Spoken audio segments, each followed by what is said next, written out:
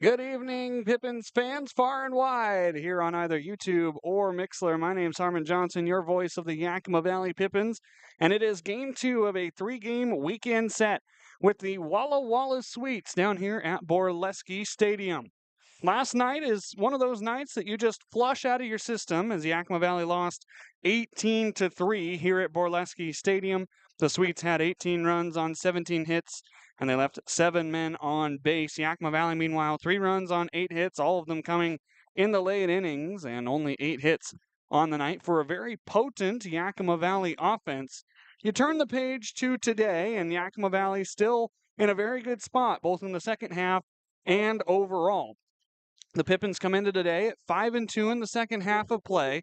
They're also 17-17 on the season, and so sitting in 4th place in the West Coast League South, they have a chance to get back over 500 today and a chance to even up this series with a rubber match potential tomorrow on a Sunday for a 6:05 p.m. first pitch. We're getting ready for a 6:35 p.m. first pitch here in Walla Walla. And as they throw out their ceremonial first onion, Walla Walla Sweet Onion, let's get you the starting lineups for both of these squads. First, for the home team, the Walla Walla Sweets, who are 6-4 on the summer in the second half and 21-16 overall. They will send up first baseman, number 17, Peyton Knowles first, followed by the third baseman, number 31, Trevor T., and then the 3-hole hitter, the center fielder, number 21, Sam Kane. Following them in the middle of the order will be number 34, Royce Hale, the designated hitter, number 29, Troy Osborne, the catcher, and the 6-hole hitter, the right fielder, number 36, Bo Stinson, coming off of a 2-homer night last night. Kyler Bittner is in the 7-hole. He is playing second base and wearing number 25. Gunnar Guile is playing left field. He is wearing number 4. And batting ninth for the Sweets is Austin Owens, the shortstop. He is wearing number 1, and he will round out the order. So again for Walla Walla, Knowles, T, Kane, Hale, Osborne, Stinson, Bittner, Guile, and Owens. Starting pitcher today will be Trevor Stowe, making his 5th start of the season. The Sweets are managed by Leo Rivera in his first season. And now for the Yakima Valley Pippins, the visitors on the scoreboard tonight. They will send up first Alexander Mendoza Jr. He's wearing number 22, and he is playing shortstop. Batting second is the right fielder, number 3, Tyson Miller. Batting third and playing first base is number 17, Nick Velasquez. Batting cleanup, the designated hitter, number 25, Parker Burt. Batting fifth is the center fielder, number 15, Luis Garcia. Batting sixth and back in the lineup today is the second baseman, number 26, Daichi Furuhata. Batting seventh is the left fielder, number 40, Malachi Emery Henderson, coming off of a 2-hit performance last night. Batting eighth is the catcher, number 5, Abel Ramos. And batting ninth is the third baseman, number 16, Derek Almeida. And so again for Yakima Valley, Mendoza, Miller, Velasquez, Burt, Garcia, Furuhata, Emery Henderson, Ramos, and Almeida. The starting pitcher today will be Luke McGuire, making his 7th start of the summer. The Pippins are managed by Kyle Crestangel in his 5th season at the helm of Yakima Valley. Around the West Coast League today, everybody playing the middle game of a 3-game weekend. And as we take a look at the scoreboard here around the WCL, Marion Berries and Edmonton Riverhawks are just underway. It's at the bottom of the first. There's no score. Everybody else about to start. Portland at Ridgefield tonight after Portland took game 1. Victoria at Kamloops tonight. Corvallis at Springfield. Springfield leads that series 1-0. Bend at Nanaimo tonight. Port Angeles at Bellingham. PA snuck away with a 2-1 win last night. And Kelowna at Wenatchee tonight. The Apple Sox getting a close victory last night over the Falcons. And so the standings look like this. Ridgefield still in first place in the South overall, but they've played 3 less games than Walla Walla. Ridgefield at 20-14, Walla Walla at 21-16. Third place is Corvallis, 18-16, after losing their first game against Springfield. Yakima Valley, 17-17, in 4th place and in a playoff spot as of right now. Portland, 15-16, under 500. Bend, 13-19, on the back half of a Canada road trip. Marion, 13-20, and Springfield 12-22. In the North, Wenatchee 25-9, Kelowna 21-13, Bellingham 20-14, Edmonton 18-15, Nanaimo 20-17, Victoria 16-18, Kamloops 14-20, and Port Angeles is 8-25. These two teams are going to line up on the warning track in front of their respective dugouts. The Sweets occupying the third base dugout on my left, and the Pippins occupying the first base dugout on my right. Here at this, I believe it's southeasterly facing ballpark. The sun is setting behind the football grandstand, but it is off to our right. And so it is a very comfortable night. Cloud cover overhead, still a little bit warm. But it should be a beautiful night for baseball and a chance for us to even up the series at 1 game apiece. We're going to take a break for the national anthem, and when we get back, we'll have first pitch between the Pippins and the Sweets. Here's our nation's anthem. Don't go anywhere. We have a drink on our phone. Can you see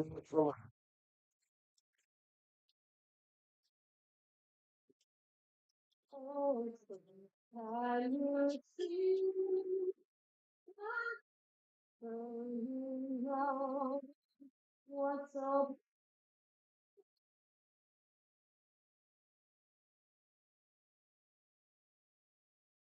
Sunshine and bright sun,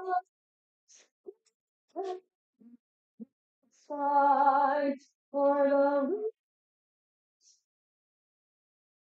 words of God.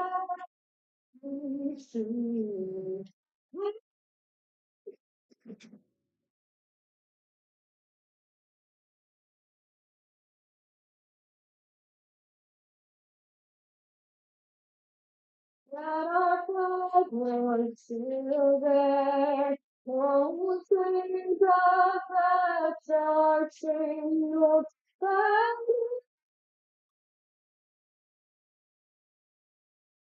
For the land and the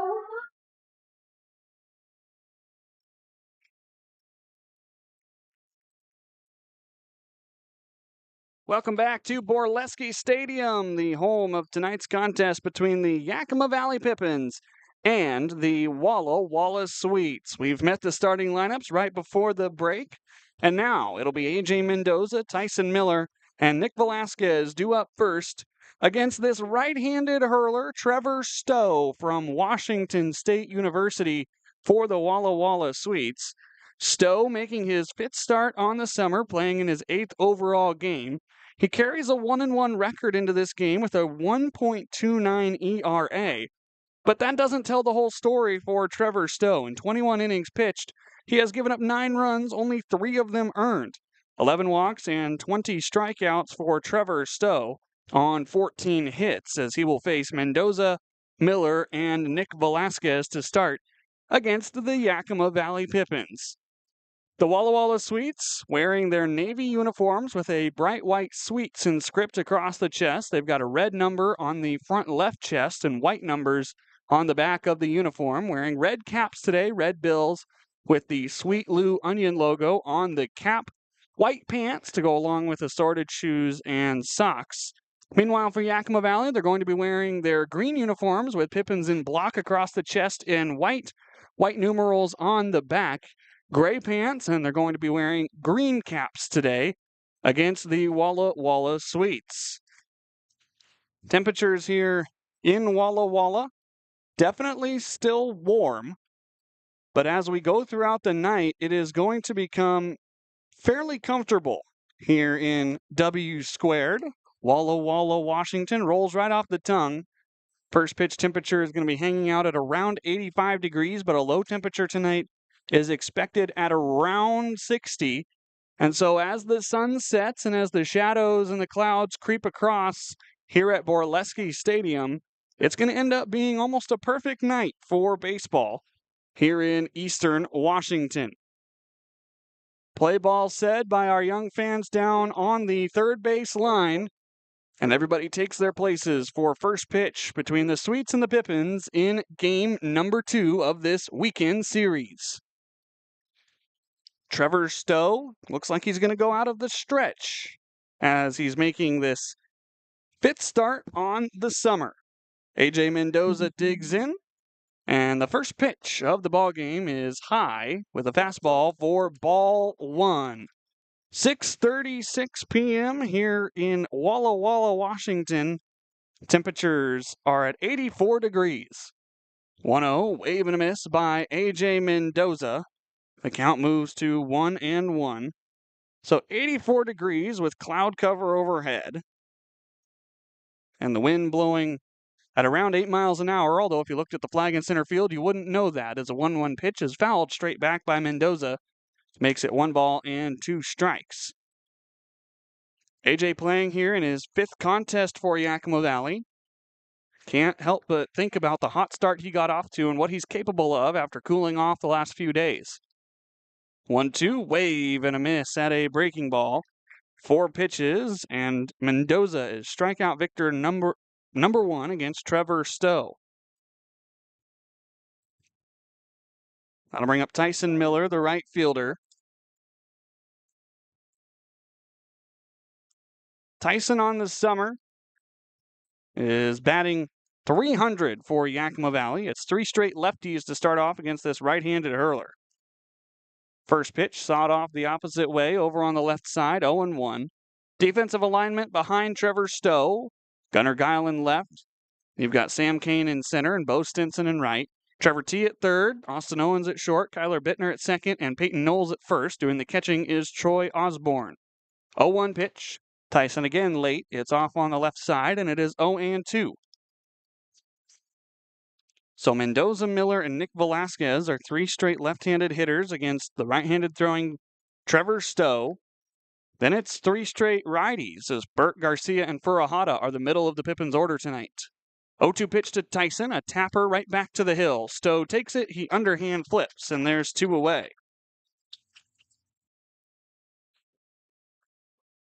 Nick Velasquez will be the final hope here in the first inning for Yakima Valley. Umpiring crew tonight, Taylor Schneider, who wears number 75, is calling the balls and strikes. Bryce Reeves, his partner in the field, wearing number 34.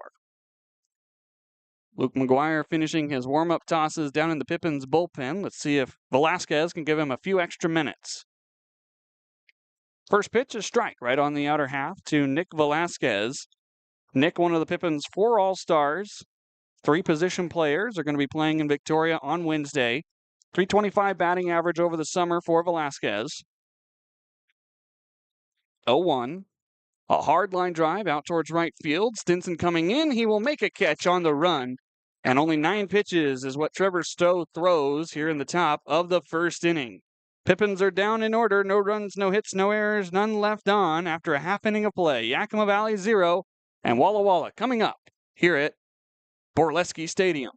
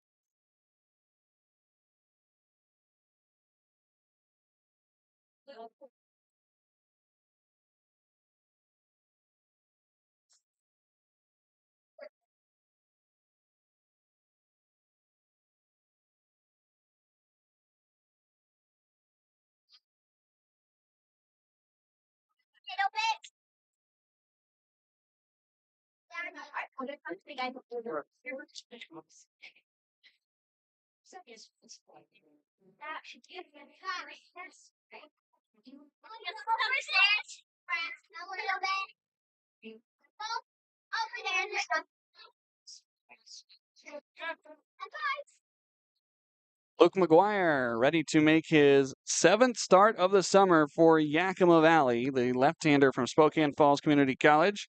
34 1/3 innings pitched for Luke. His last outing was an 8-inning one down in Bend. He's given up 14 earned runs on 39 hits, 14 walks, and 24 strikeouts. He's got a 3.67 ERA on the summer. He has faced Walla Walla once. That was earlier on this season, way back on the 31st of May. 4 2/3 innings, giving up 6 hits, 5 runs, all of them earned, 4 walks, and 5 strikeouts for McGuire. He will face Peyton Knowles, Trevor T., and Sam Kane first for the Sweets. First offering from the lefty is a breaking ball right at the top of the zone for strike one. Peyton Knowles leading it off tonight like he did last night, committed to Troy. 0-1, half swing on a changeup downstairs. They appeal. No swing, says Bryce Reeves, the field umpire. Left-handed stick, umpire behind first base, not the best angle. 2 seasons with Gonzaga for Peyton Knowles, and then a year at Seattle U. Played with Walla Walla way back in 2023, now here in 2026. As the 1-1 breaking balls, just down and in, 2 balls and a strike. On the summer, .333 batting average for Knowles. This is game number 25, as the 2-1 is high and tight with a fastball, 3 balls and 1 strike. McGuire had a brilliant start against the Bend Elks back on Sunday, going 8 innings, walking none, striking out 3, and only giving up 3 runs.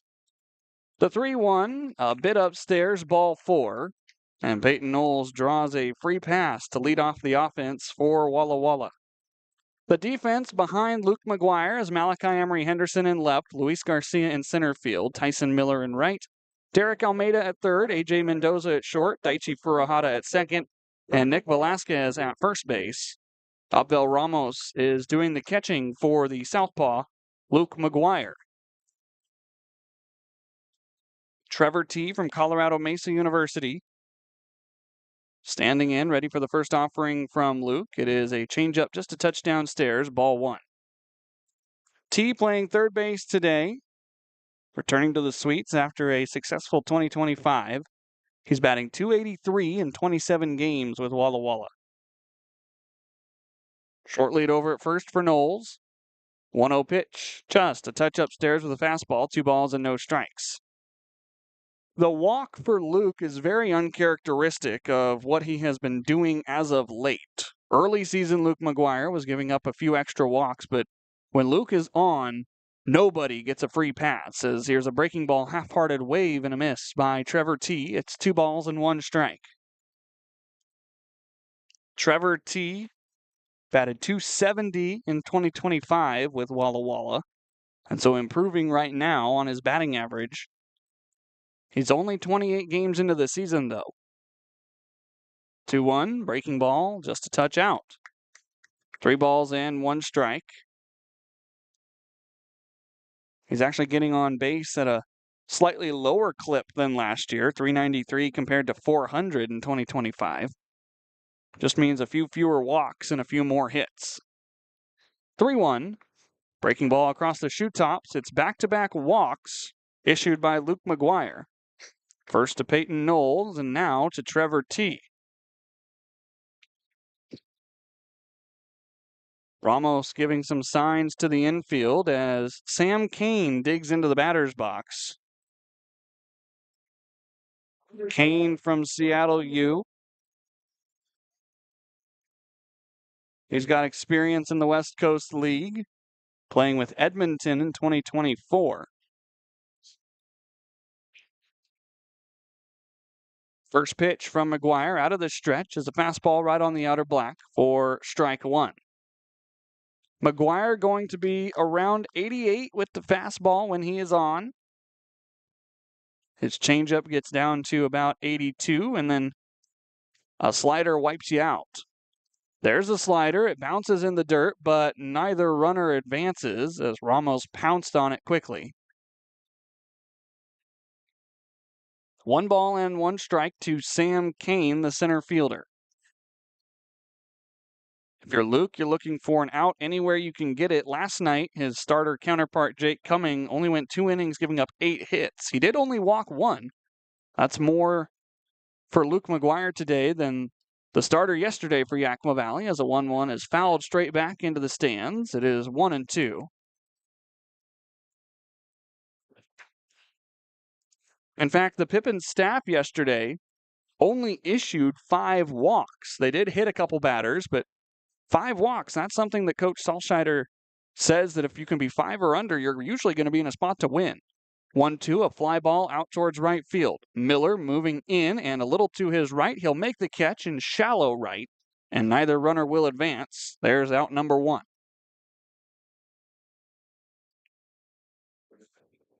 Brings up Royce Hale. Hale also from Seattle University. He spent 2 seasons with the Edmonton Riverhawks, overlapping a little bit with Sam Kane, who just flew out. Just underway here at Borleske Stadium.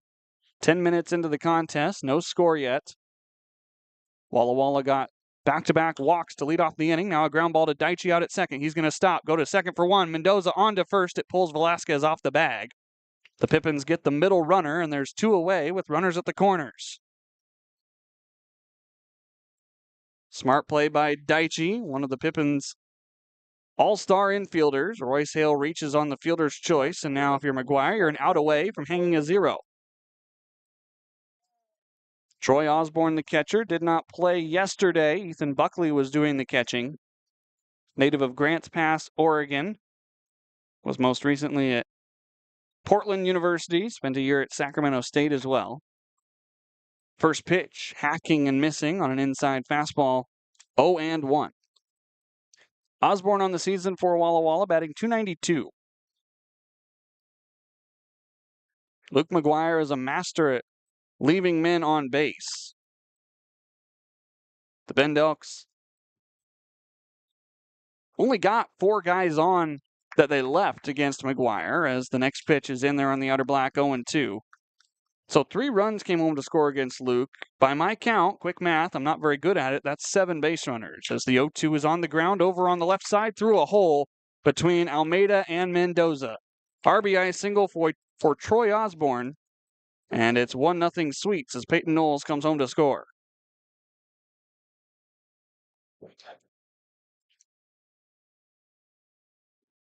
Bo Stinson, a dangerous batter after what he did last night, digging into the right-hand batter's box. Stinson had 2 home runs, a solo shot in his first at-bat in the 3rd inning, and then a 3-run blast that, if the game wasn't put away, it was put away then. First pitch breaking ball, 0-1.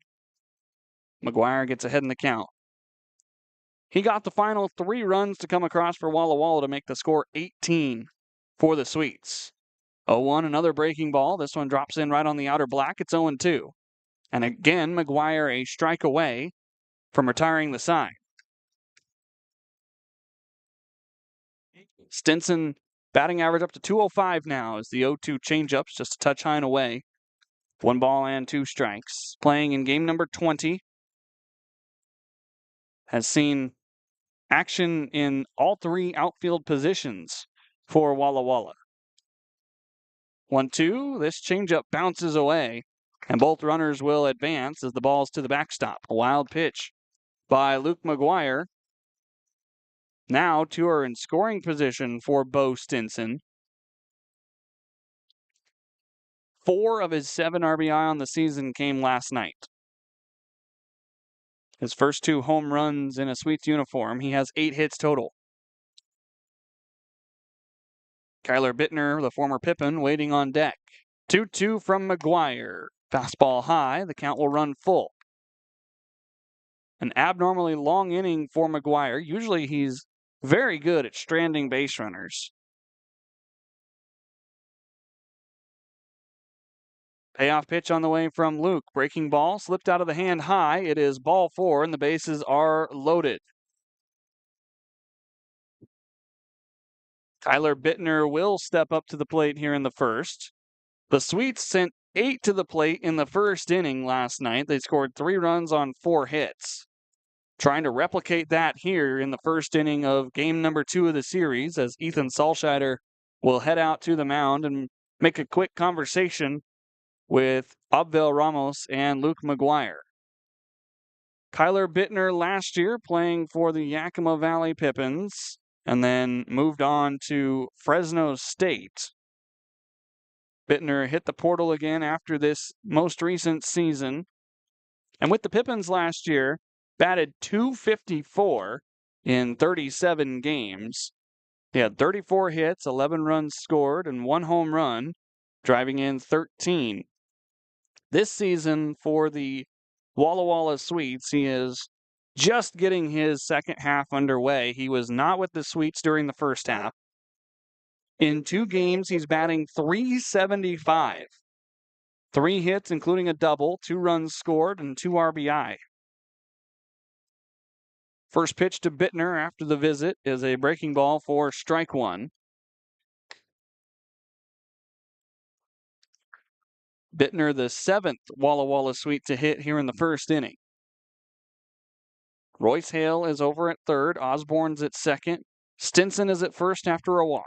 The 0-1, a fastball high and away, 1 ball and 1 strike. Peyton Knowles scored after drawing a walk to lead off the offense for the Sweets. He came home on the RBI single by Troy Osborne, the 1-1 pitch. Breaking ball dropping at the top. Half swing, did he go? No, says Bryce Reeves. The pitch was fairly close to the letters, as Abel Ramos asking our home plate umpire, Taylor Schneider, where it missed. He was motioning with his hand high or low. 2 balls and 1 strike. Coming set at the letters, and now the pitch comes in. It is outside, ball 3. Last night, the Pippins pitching staff got hit around, gave up 17 hits, only walking 5. McGuire has walked 3 so far today, only 1 hit allowed, 1 run on the board. Bases full, the 3-1 pitch is on the ground over on the left side, off of Almeida's glove, and it is into left field. 1 run scores. Malachi with a strong arm. Here's the throw to the plate. It's off the line. Moving up to third is Bo Stinson. It's a 2 RBI single for Kyler Bittner, and the Sweets lead it 3-0. Almeida, Superman laid out for the baseball. It deflected off the top of his leather and into left field, and Malachi had his throw pull Ramos up the line. No chance at the plate, and it's 3-0 Walla Walla. Hale scores, Osborne scores, Stinson into third.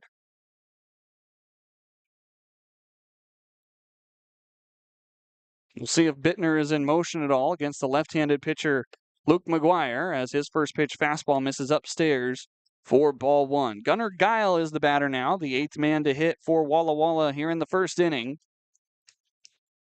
Geil from New Mexico State, a native of Tucson, Arizona, playing in his second year with the Sweets. 1-0, fastball right on the inner black. It is 1 ball and 1 strike. Only played 25 games for Walla Walla last year. This is game number 22 for Geil. The 1-1, breaking ball right at the letters. 1 ball and 2 strikes.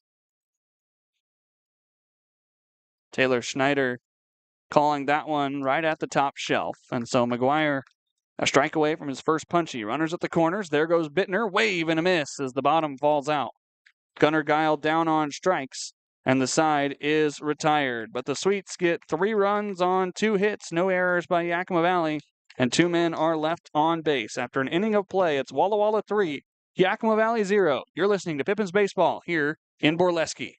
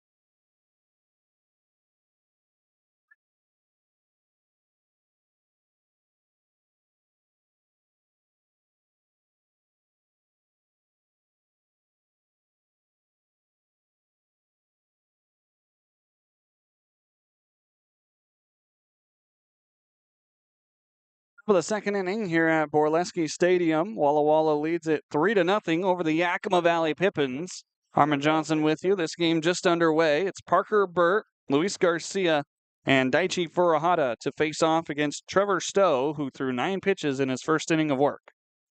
First pitch to Parker Burt is laced into center field. This is over the head of Kane and all the way to the 412 sign.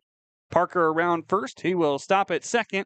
A leadoff double on the first pitch of the second inning, and the Pippins have their first base runner.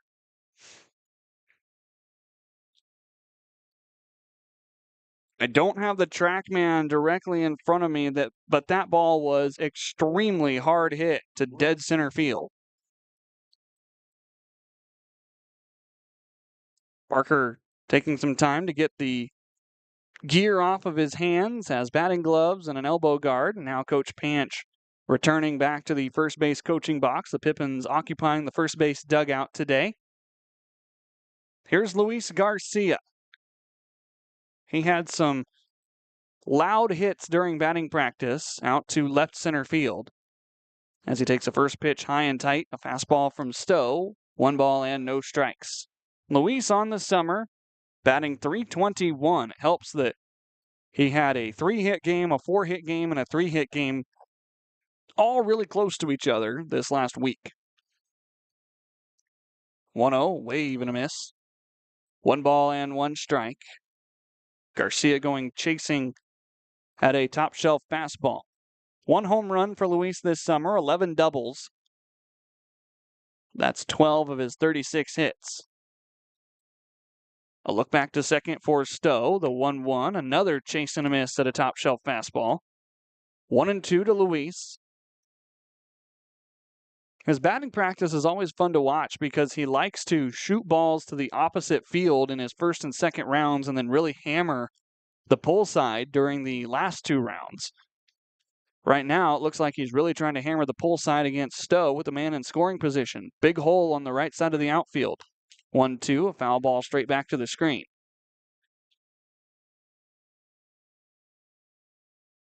Luis, with those 11 doubles, tells you he can find gaps, and the balls that left the yard during batting practice were to the gap. Parker standing at second, a look back there by Stowe. Now he brings home the 1-2 pitch. Inside out swing, this will sneak through into center field. Parker going to get the stop sign over at third base. It's runners at the corners after back-to-back hits to start the second inning for Yakima Valley. The Pippins doing what they couldn't do last night and respond immediately after Walla Walla has a long inning. Yakima Valley setting themselves up for a long inning here with Daichi Furuhata and men at the corners with nobody out. On that swing for Luis, he didn't try to do too much with it, where he was swinging freely the first strike and the second strike. That time it was just a nice soft contact. First pitch to Daichi is on the ground out towards short. Owens to Bittner on to first. The throw is high. The Pippins score, and only 1 out is the cost. Parker Burt crosses the plate. Garcia is out 6-4, and Daichi Furuhata reaches on the fielder's choice. 1 run on the board for Yakima Valley. It's 3-1.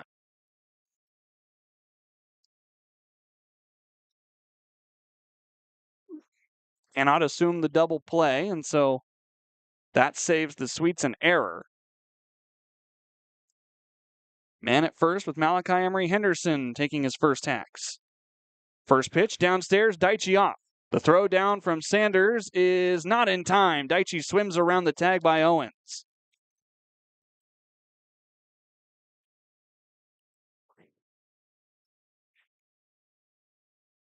"1-0 is the count. Daichi stands at second. Sorry for the silence, but the official scoring just came in on that last play. Here's the 1-0 pitch first. Malachi right off the top of the netting. It's 1-1. The way it reads in our score sheet that we're given from the league, it says Daichi Furuhata reached first on an error by second base RBI.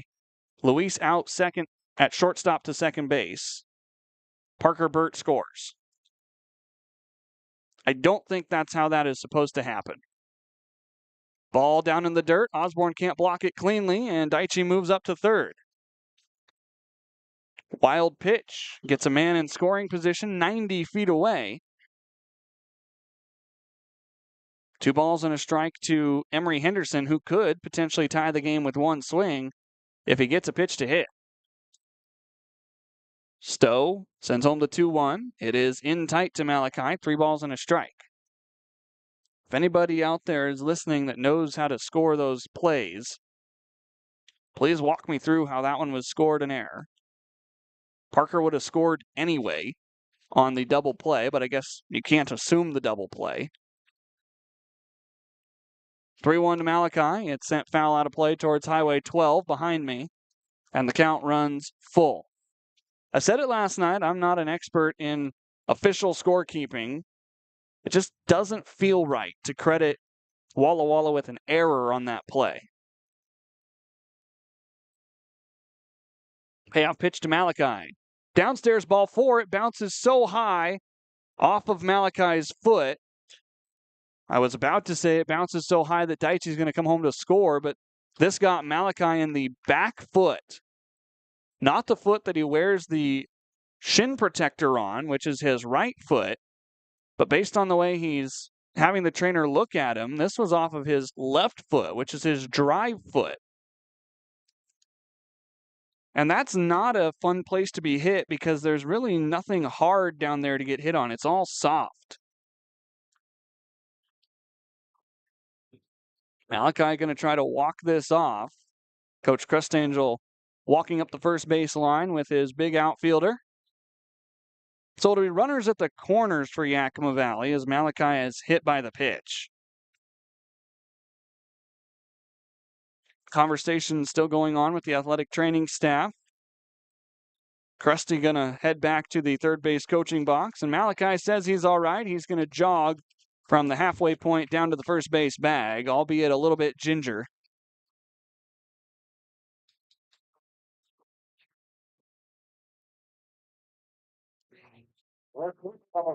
They've gone in and changed some of the scoring already on the Daichi movements. It's now back-to-back passed balls that Furuhata advances on.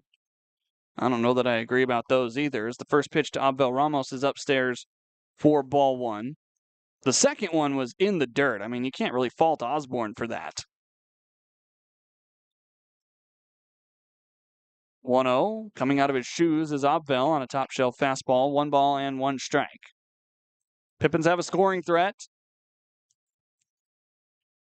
Daichi trying to make this a 1-run game after last night got out of hand early. Stowe, glove set at the letters. Takes a peek to first. Here's the 1-1 pitch. Caught the outer black. It's now 1-2 to Ramos.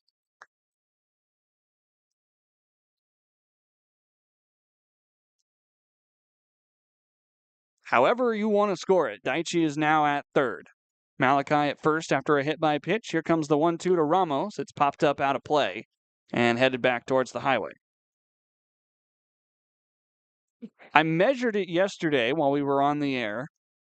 The press box where I'm sitting is only about 75 feet from the shoulder of the road. There's a bunch of trees in the way, so the noise is a little bit reduced as here's a 1-2. Sent high and very shallow to right. Stinson coming in. Daichi getting ready to tag. He will not risk the attempt. Malachi stands at first. Daichi stands at third. They are 2 away. And runners at the corners for Yakima Valley after the flyout by Ramos.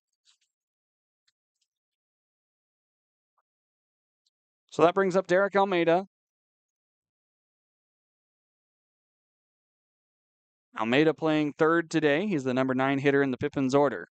Yakima Valley has 1 home here in the top of the second, trying to bring home at least 1 more.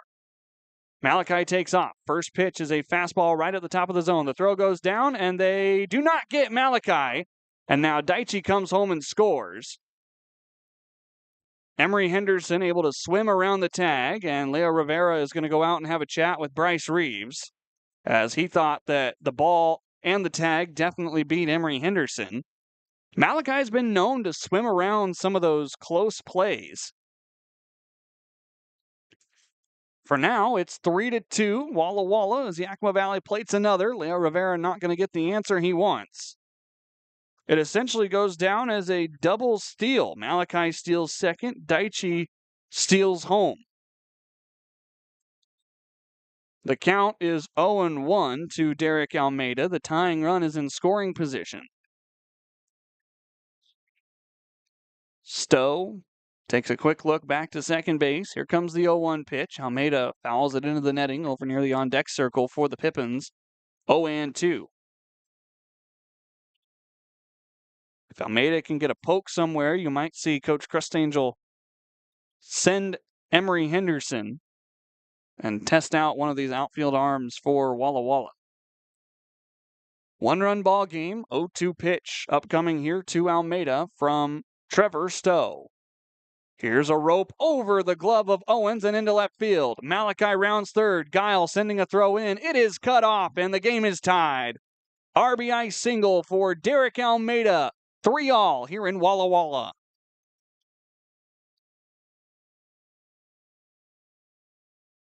Pippins putting up a fight tonight after a blowout loss last night. Back to the top of the order for Yakima Valley. Here's A.J. Mendoza. Check over to first. That's Derek now in back in plenty of time. A.J. struck out back in the first inning, the only punch out for Trevor Stowe.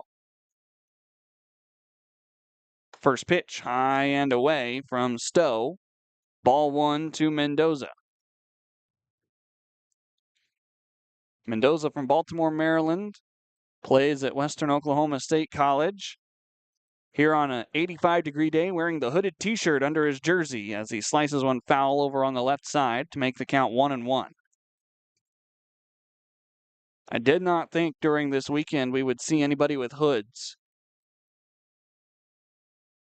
just because of the temperatures, but Mendoza trying to keep his head cool when he's out there at short. Derek takes off. 1-1 pitch. This is inside. The throw down is not in time. Almeida avoids the tag. And a 2-1 pitch upcoming has a man in scoring position. Pippins trying to take the lead. Yakima Valley returning the favor a little bit after the Sweets had 5 stolen bases through the first 3 innings of last night's game. Also giving Luke McGuire a chance to really rest down in the bullpen after a labor-intensive inning. 2-1 pitch misses upstairs. It's 3 balls and 1 strike.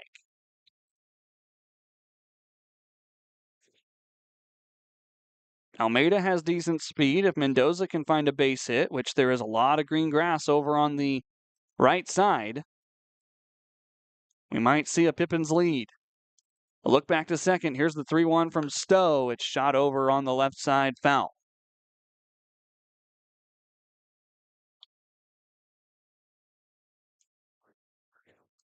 Stowe threw 9 pitches in his first inning. He is now up to 34 on the evening. Both starters having to work very hard early on in this contest. We might be in for a Texas-style shootout. Payoff pitch to Mendoza is a line drive dropped at third by T. It's going to bounce to short. Owens will pick it up, but he will not get it to first in time. Runners are at the corners for Yakima Valley. Still only 2 out. Here in a tie game, the go-ahead run is at third base.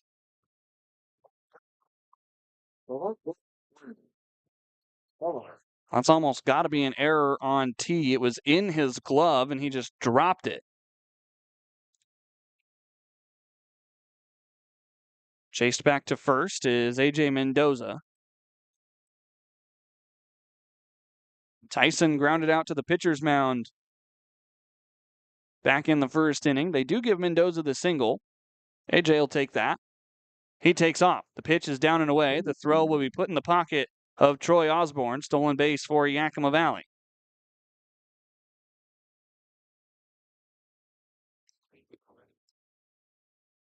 So now, if Tyson can find a base hit, The Pippins will have a 2-run cushion. 1-0. That pitch caught the outer black. According to Taylor Schneider, it's like a pretty good frame job by Osborne. It's 1-1.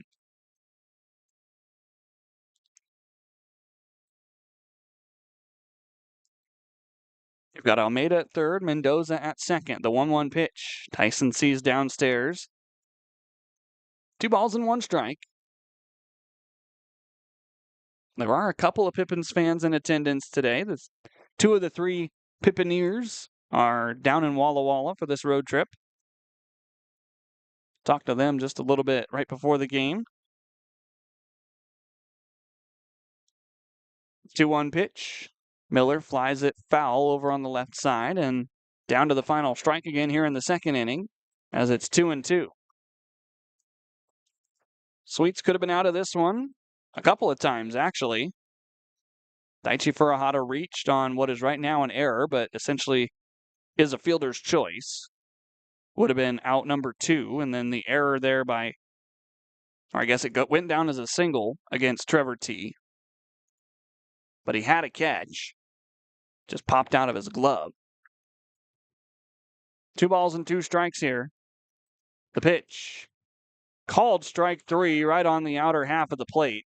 Tyson not too happy with it, as it looked like another pretty good frame job by Osborne. But the Pippins tie the game. 3 runs for Yakima Valley on 3 hits. There was 1 error according to the score sheet. And we go to the bottom of the second. 3-3 here in Walla Walla.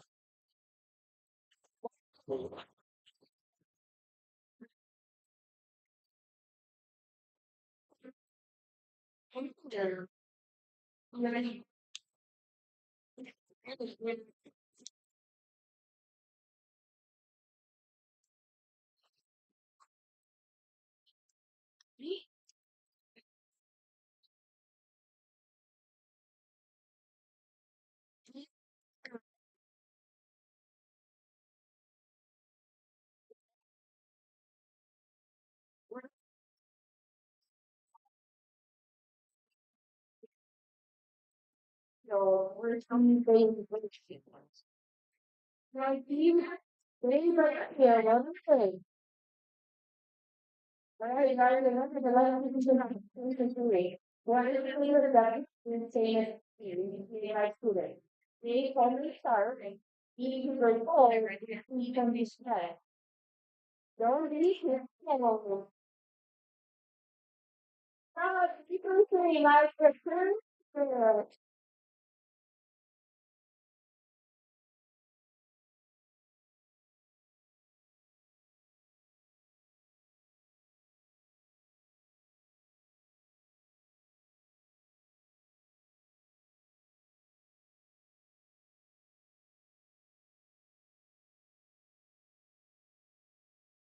Bottom of the second inning here at Borleske Stadium. Yakima Valley and Walla Walla, the battle of the Basin rivals, locked in a 3-3 contest after an inning and a half of play.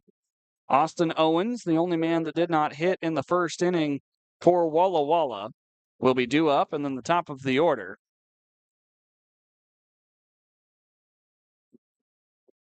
Pippins left 2 men in scoring position in that second inning, had a chance to take the lead, but to be fair, they probably should have been back in the dugout. Some miscues by the Sweets.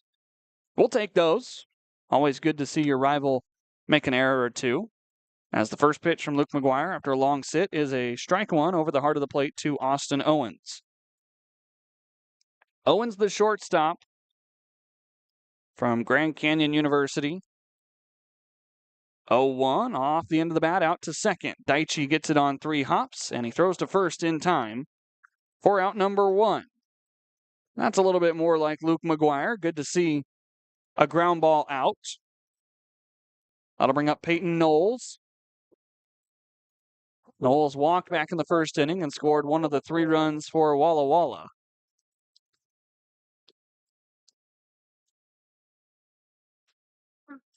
Last night for Peyton Knowles, 1 for 3 with 2 runs scored. An RBI double in the second, drew a walk in the third. First pitch from McGuire just a touchdown and in, 1 ball and no strikes.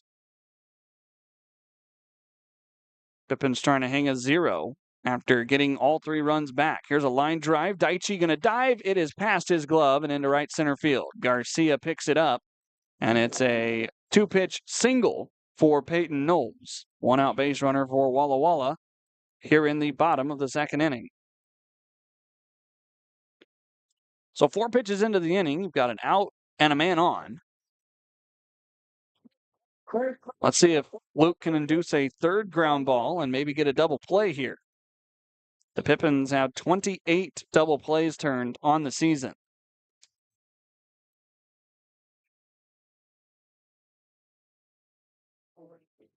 McGuire taking a look at the man at first, Knowles, and now a bunt going to be dropped down by Trevor T. Almeida going to let it roll, and off the grass it goes foul. Smart play by Almeida. He thought about reaching down and attempting a throw across, but then he saw it bounce off of the third baseline grass. And here on a natural surface, even though it is one of the nicest natural playing surfaces you're going to see in the West Coast League, the ball rolled foul.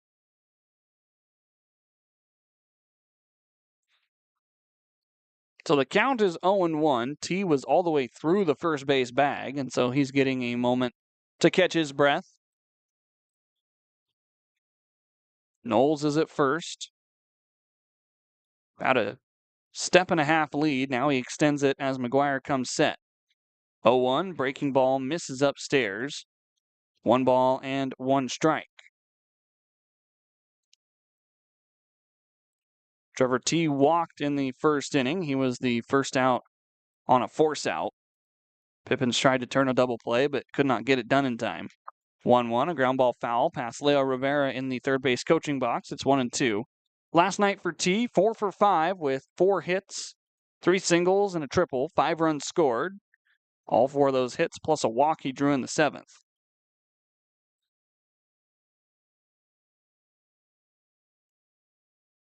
McGuire brings home the 1-2. It's a fly ball out towards right field. Miller coming in, fighting the clouds. He will put it away, and there are 2 away here in the 2nd.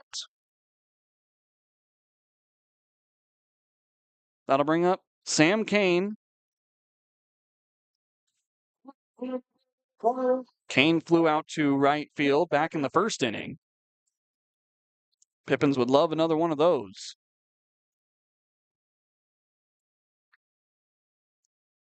Last night for Kane, 2 for 4 with 4 RBI. He also scored twice. First pitch breaking ball, called strike 1. McGuire starting to settle in a little bit. Just patched the 40 pitch threshold. 0-1, high and away, 1 ball and 1 strike.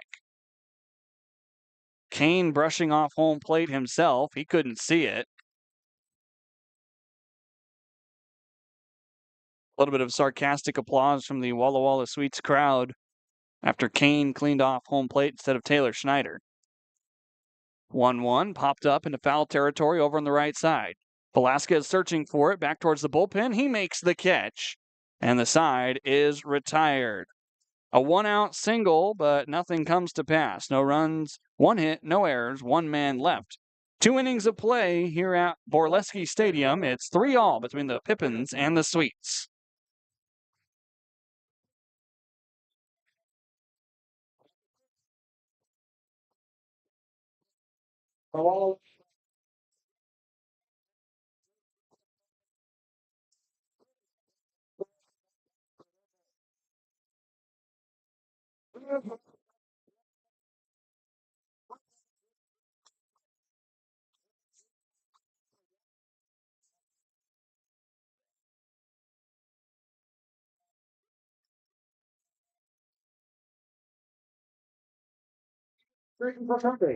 Whoever made the house have the best of my other brother, if the wall away, he's got off with good protection, or he must be stay out of 3, no call.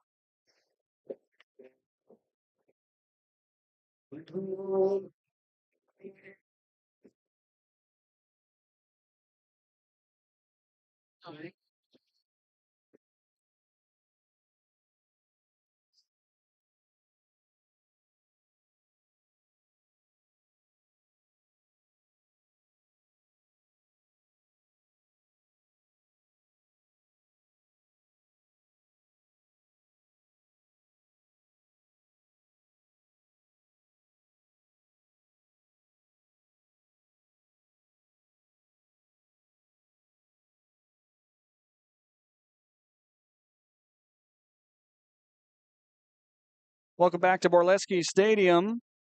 Nick Velasquez, Parker Burt, and Luis Garcia here in the third inning. Facing Trevor Stowe after he gave up 3 runs on 3 hits. First pitch misses just down and away to Nick.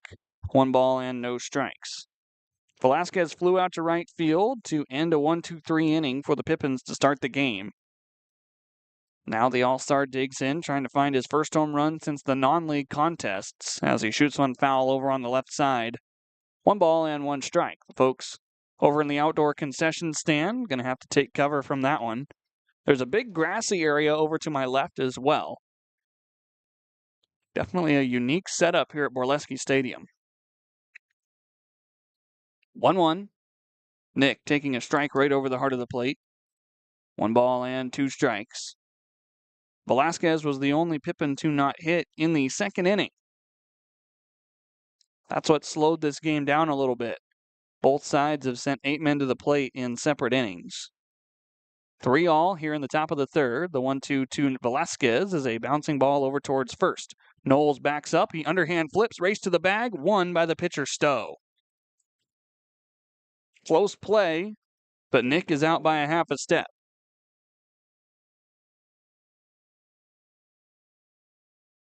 Coach Panch having a conversation with Bryce Reeves. Looks to be a pretty cordial one, as it is normally with Panch. Calm-tempered and always looking to have a laugh. Here's Parker Burt. First pitch he saw in the second inning was a double. He would come around and score the Pippins' first run. Second pitch he sees is a high fly ball out towards left, but Guile will be there as it stays in the yard.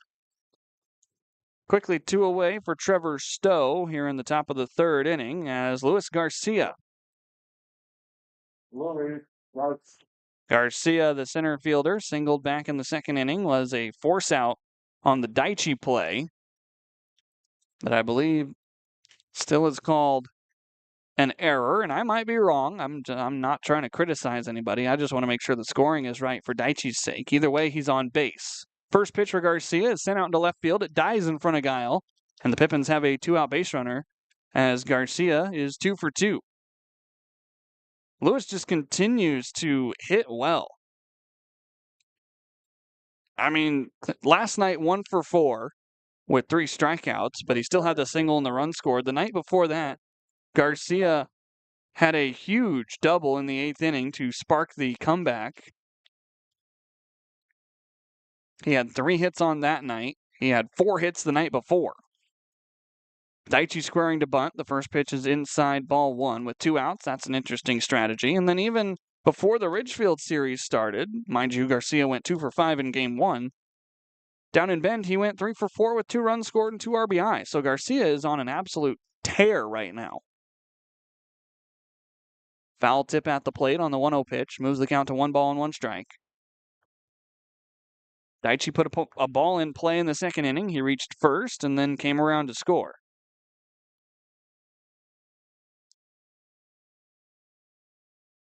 Snap throw to first. Back in plenty of time is Luis Garcia. Garcia was only about a step off the bag. Now he inches a little bit closer to second base. Another throw chases him back. He is in standing.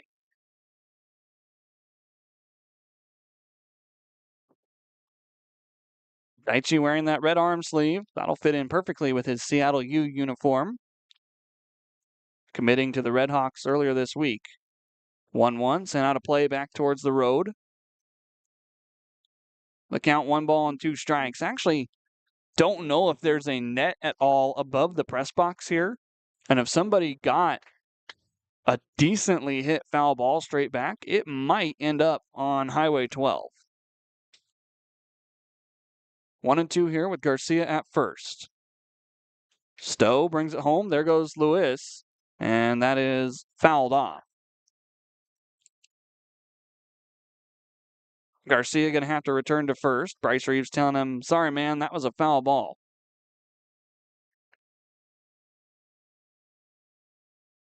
Furahada stays alive. Had a pitch too close to take.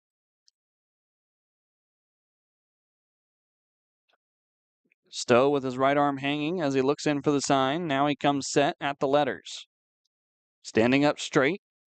1-2 pitch to Daichi. This is just a touch inside. 2 balls and 2 strikes. Home crowd here at Borleske Stadium. Not too pleased with that ball 2 call, but it was borderline. I'm sitting here on the third base side of the press box, and so the umpire kind of covers up part of that area for me. 2-2 upstairs. 3 balls and 2 strikes. Now Garcia going to get a head start over at first. If you've never been to Borleske Stadium, the press box area is not very high up compared to most of the other places that you go in the West Coast League. We are fairly close to ground level. Payoff pitch. There goes Garcia. Daichi shoots one through the right side and down the right field line fair. Garcia rounding second. He will stop at third. It's bases with runners at the corners for Yakima Valley as Daichi picks up his first hit of the evening.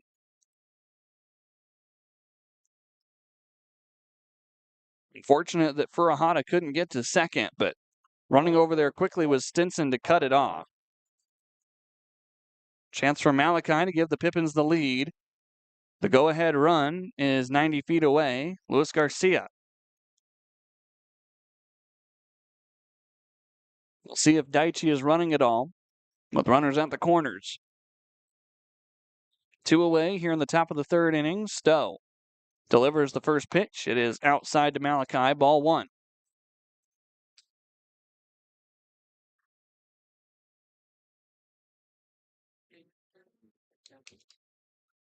Stowe, deep breath. 1-0 pitch is popped a mile high over on the left side. This is drifting back to the crowd. Osborne going to run out of room. It's going to bounce right up against the netting. There is some netting over on the left side of the press box. I guess I should look out the window more often. Some netting on the left side to protect the concession stands, but I don't know if there's anything straight behind us here. 1 ball and 1 strike. Throw to first. It is not in time to get Daichi.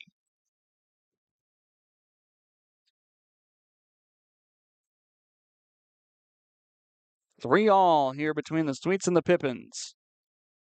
There goes Daichi. 1-1, line back up the middle, diving catch by Owens at short. Web gem by Owens robs Emory Henderson of an RBI and preserves the tie. To the bottom of the third we go, 3-3 here in Walla Walla.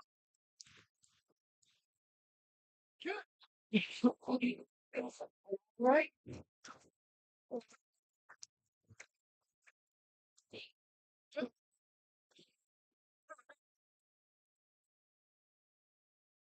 Great. We really believe them. They have heart, good form, good coaching.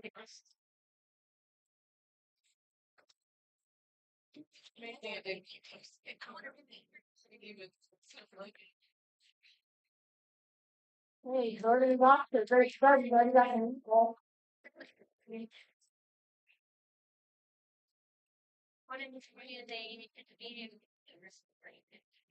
When you go with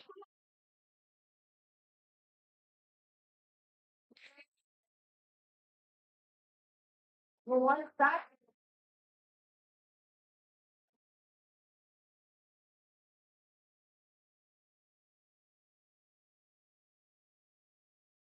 when you talk on the play,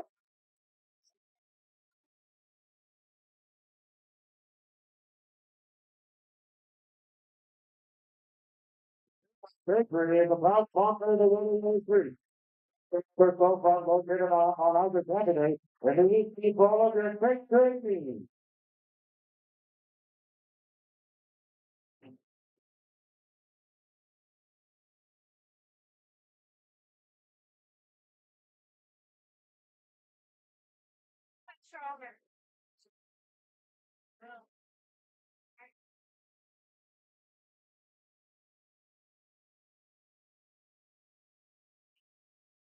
Bottom of the third inning here at Borleske Stadium.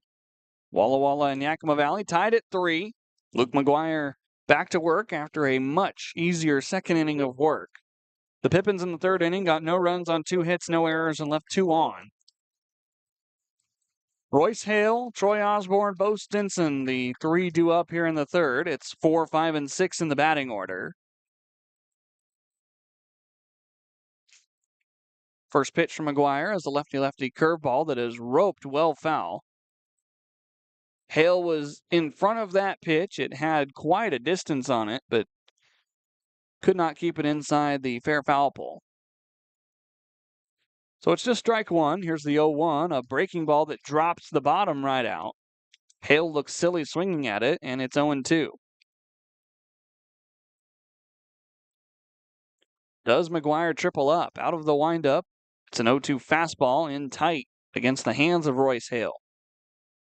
Hale reached on a fielder's choice back in the first inning. Last night going 2 for 4 with 2 runs scored and 3 RBI. 1-2. Breaking ball popped up, foul territory towards the Sweets dugout. Here comes Ramos right up against the netting. He will run out of room. Bounces off of the protective netting. Ran into some guys on the top step of the dugout there. Everybody's okay. It's 1-2. What little wind that is blowing from right to left across the ballpark. 1-2. Breaking ball fouled off the foot of Hale. And so Ramos was against all the odds. Almost made a catch, though. Third straight 1-2 from McGuire. Changeup got him. Swing and a miss by Royce Hale. That is strikeout number 2 for Luke McGuire.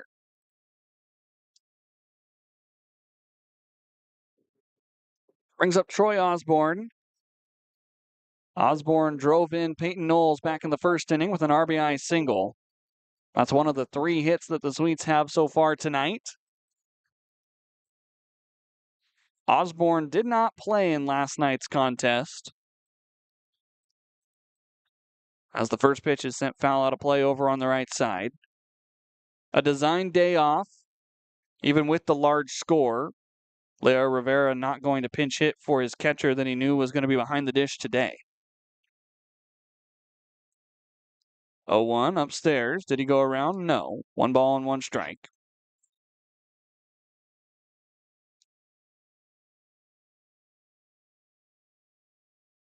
Other conditions fairly pleasant here at Borleske Stadium. As the 1-1 is shot to center field, Garcia ranging to his left, he'll make the catch. 2 away here in the third inning. Brings up Bo Stinson. First pitch temperature was 84 degrees. It's now 82. The wind has died down even more, though. Started at about 8 miles an hour. It's now 4. So very little air circulation, especially the folks behind home plate here. First pitch, breaking ball that loops in for strike 1 to Bo Stinson. This week it is supposed to be extremely hot here in eastern Washington. 0-1, fastball on the ground, foul. Leo Rivera watches it go by his feet. It's 0-2. Tuesday and Wednesday are expecting high temperatures of 98 degrees. Meanwhile, in Victoria for the All-Star game on Wednesday, it's only supposed to be about 70. 0-2 from McGuire. High fastball, 1 ball and 2 strikes. In case you have forgotten, and we haven't told you enough, the West Coast League All-Star game is on Wednesday. 1-2, breaking ball out of play, foul. Pippins have 4 players that will represent them and the South. The Sweets have 5. 6:35 p.m. first pitch up there in Victoria. Home run derby on Tuesday night as well. Should be a fun couple of days for the guys. 1-2 for McGuire, change up outside, 2 balls and 2 strikes. Stinson has worked from 0-2 to 2-2 now. McGuire trying to put him away. Out of the full windup, here's the pitch. Left it upstairs. So the count runs full. Pippins trying to work their first 1-2-3 inning. Kyler Bittner waits on deck for Walla Walla. Payoff pitch from McGuire. Breaking ball, slowly tapped out towards first base. Velasquez going to field it. Underhand flip, the race to the bag. McGuire misses it with his foot. Infield single for Bo Stinson, and the inning continues for Walla Walla. That ball had wicked backspin. By the time Velasquez fielded it, he was falling towards third base, and so he had to flip it with all the momentum going the wrong way. So here's Kyler Bittner, 2 RBI single back in the first inning that made it 3-0 at the time.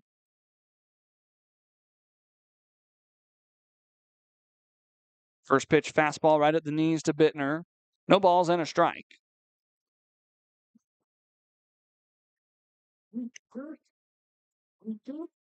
McGuire goes from the stretch now with the man at first base. He's dancing around. Breaking ball sent foul over towards the football bleachers. It's 0-2. Stinson not scared of the fact he's facing a left-handed pitcher who can stare him down. In fact, he's more eager to have some dance moves over at first base and try to get McGuire out of rhythm. Luke over 60 pitches here in the third inning. The 0-2 pitch to Bittner, a breaking ball that got away from Ramos. He is going to put the ball in his pocket. Wild pitch advances Bo Stinson on to second. Still a chance to get out of the inning quickly, though. The count is 1-2, still favoring Luke McGuire. Bittner slowly waving the bat behind his head. Here comes McGuire to the plate. 1-2 upstairs. 2 balls and 2 strikes. Pippins' bullpen is quiet for right now. Luke's probably got a couple more innings left in the tank based on his pitch count. Man at second, dancing around. 2-2, breaking ball, caught and missed. Kyler Bittner strikes out. Third punch out for Luke McGuire, and we go to the fourth inning. 3 in the books. It's 3-3 here in Walla Walla.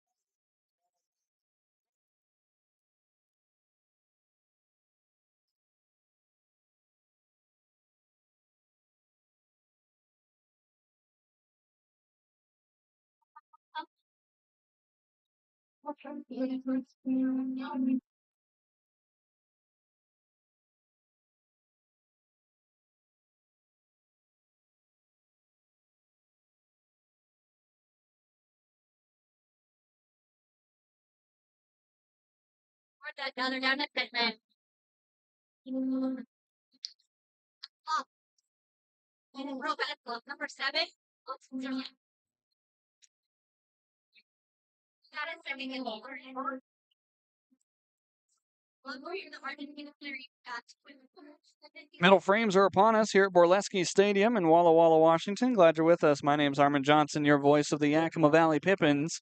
3-3 is the game.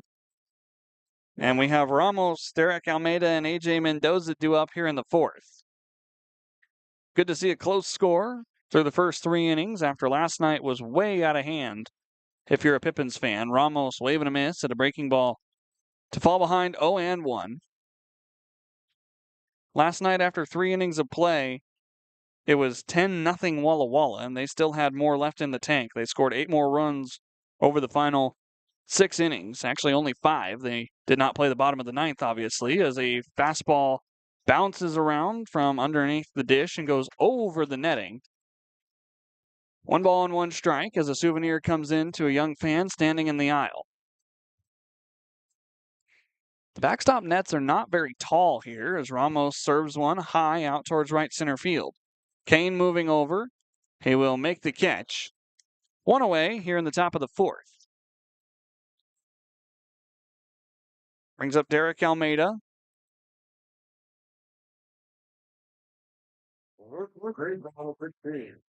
Almeida singled and brought home a run back in the second inning. That was Malachi Emery Henderson. Now with the bases empty and one out. First pitch, a breaking ball right on the outer half. No balls and a strike. Here at Borleske Stadium, so much history to be had here on this dual-purpose field. Of course, it's not dual-purpose anymore. 0-1, fouled off towards the Sweets dugout. It's 0-2. Up until 2 years ago, high school football would be played on this surface during the fall, and then Whitman would have to go in and rebuild the mound and get it ready for baseball for the spring and summer, when the Sweets would then take over. 0-2. Almeida inside out on the ground to third. This is past T's glove and into left field. Derek turns around first, but he will stop there. Well, if the first one that T caught and then dropped is a single, that one might be as well. If not, it is the first error of the game officially on the Walla Walla Sweets. And it is. You score at E5. Back to the top of the order for Yakima Valley. A.J. Mendoza, 1 for 2 with a single and a stolen base.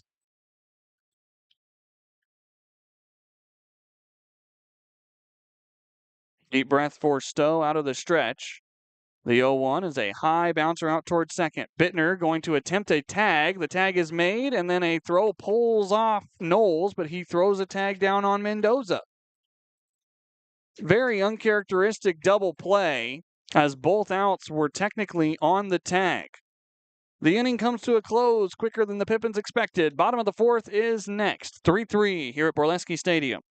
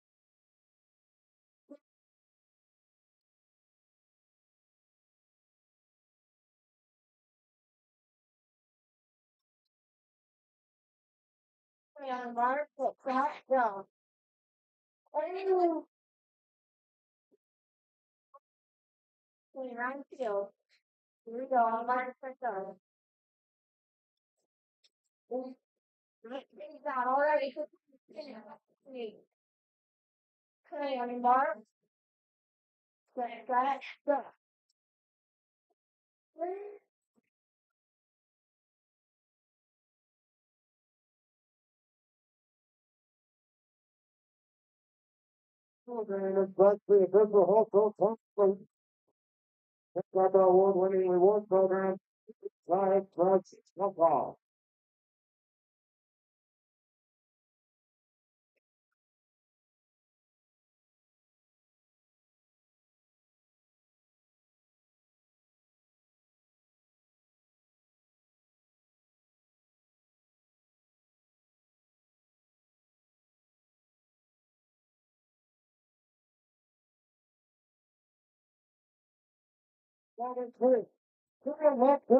Bottom of the fourth inning. Gunnar Guile, Austin Owens, and Peyton Knowles due up for the Sweets. It is 8-9-1 in the Walla Walla order. First pitch from Luke McGuire is taken for strike one. Luke back out there, having thrown 65 pitches now. The 0-1 offering, a breaking ball handcuffing Guile. It's 0-2.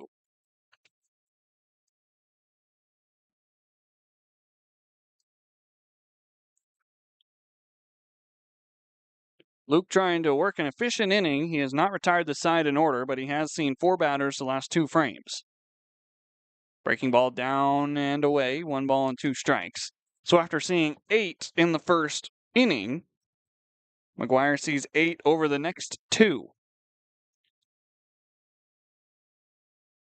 Out of the windup, here comes the pitch to Guile. 1-2, misses outside with the fastball, 2 balls and 2 strikes.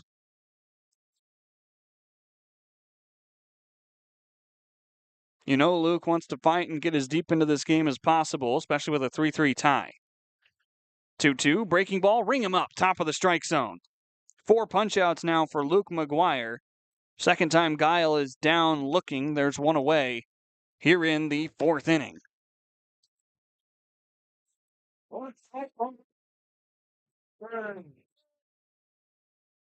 Here's Austin Owens, the shortstop. Owens grounded out to Daichi back in the 2nd inning. Out of the windup, here's the first pitch. A fastball stuck right over the heart of the plate. 0-1. Owens last night started at shortstop. He was 1 for 5, picking up an RBI single in the 7th inning. Wave and a miss at a top shelf fastball.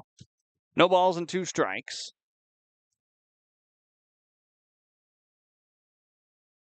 Owens swinging a red bat.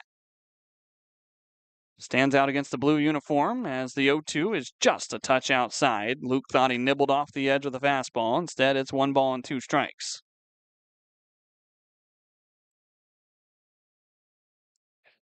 Out of the wind.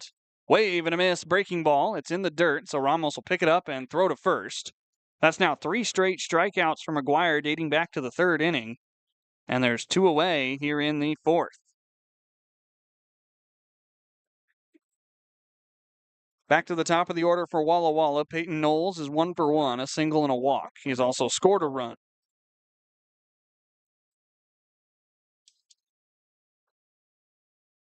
McGuire about to throw his 75th pitch of the night.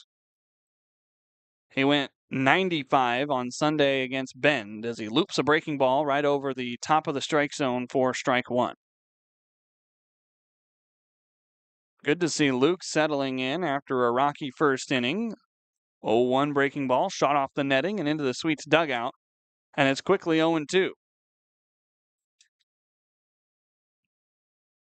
Luke looking for his 4th straight strikeout. The 0-2 pitch out of the windup, a breaking ball, down and away. Ramos held it for a half a second. Instead, it's 1 ball and 2 strikes. McGuire starting to work with some pace now. Getting comfortable out on the hill. The 1-2 pitch. Soft fly ball into foul territory on the left side, out of play. This will land 1 hop up onto the roof of the Edwards Moore Clubhouse for Whitman College. The clubhouse facility put in 2024. McGuire trying to look for a 4th strikeout. In a row, that is. 1-2, misses outside with the fastball. 2 balls and 2 strikes. This would be strikeout number 6 if he can complete it. 2-2, wave and a miss. This is in the dirt. Ramos is just going to apply the tag. And the inning comes to an end. Luke McGuire strikes out the side. He's up to 6 punchies on the day. We go to the 5th, tied at 3 here in Walla Walla.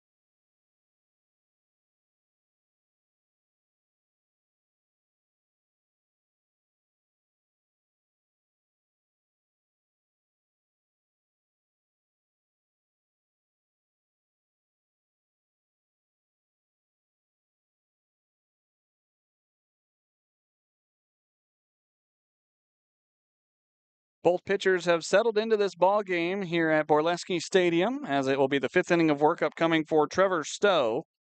63 pitches is what I've got him at. Official scorekeeping looks to have him at 59, so he's around the 60 pitch mark. That's not a bad spot to be here in the 5th inning, especially with the fact that you gave up 3 runs in the 2nd inning, and now the game is tied. Tyson Miller, the first batter, swinging and missing at a first pitch changeup at the top of the zone. Miller, Velasquez, Burt, hopefully a few more Pippins to come here in the 5th inning. Miller today 0 for 2, a ground out and a strikeout. 0-1. This pitch misses outside, 1 ball and 1 strike. Trevor Stowe, 21 innings coming into the evening. Longest outing of the season is 5 2/3 innings. 1-1. Tyson taking a pitch just down and away. 2 balls and 1 strike. Similar location to the one Tyson was rung up on a few innings prior. That start against Ridgefield, he took the loss, giving up 4 runs, only 1 of them earned. 2-1. Tyson hard on the ground out towards second. Bittner going to send it to first, and Miller is out number 1. Brings up Nick Velasquez. Nick today 0 for 2 as well. A fly out to right and a ground out to the first baseman, Knowles.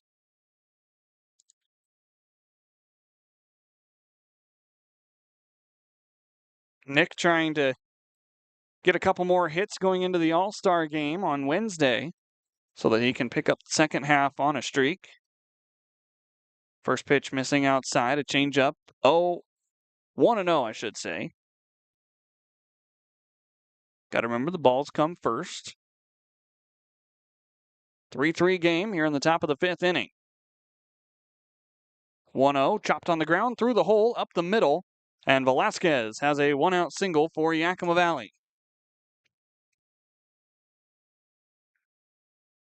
Perfect piece of hitting for Nick as it went right under the glove of Stowe and up the middle between Bittner and Owens. Parker Burt has hit 2 baseballs very hard. One of them was a double, one of them was a flyout. Chance to give the Pippins the lead here. Parker knows that left field fence is calling his name. Nick takes off on the first move. The pitch is a strike. The throw down gets away as it clanked off of the foot of Nick Velasquez. Didn't get away very far. Bittner was backing up his shortstop Owens. Nick kind of feeling out his leg. That might have got him a little bit higher up, maybe the knee area. A painful stolen base for Nick Velasquez. And a man is in scoring position with only 1 out for Yakima Valley. 0-1 pitch to Parker is a fly ball foul on the right side. Count runs to 0-2.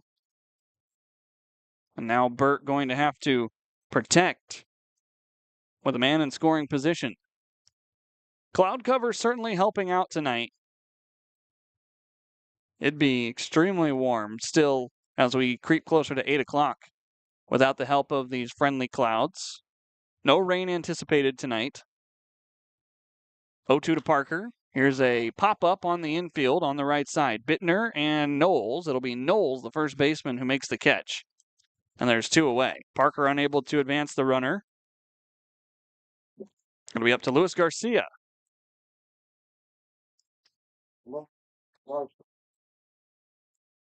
Garcia 2 for 2 today. He's the perfect man to try to bring home Velasquez. Single in the second, single in the third. Here in the 5th, he'd love his 3rd one. Stowe looking back at second base. The first pitch is in tight to Garcia. Native of New York, New York. Lewis, as I mentioned earlier on a tear and a half right now. 1-0 outside. 2 balls and no strikes.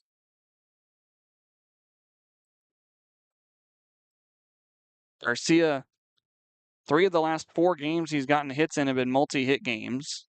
I think that actually dates back to 4 of his last 5.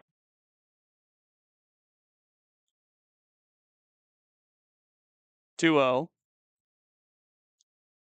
That misses inside. 3 balls and no strikes.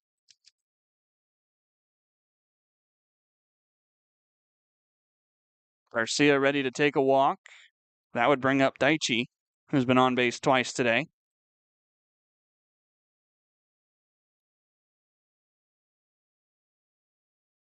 A look back to second. Here's the 3-0 pitch. Garcia taking all the way. He took it at the knees for strike one.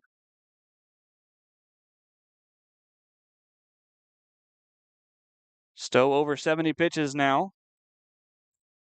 This next one will be number 73.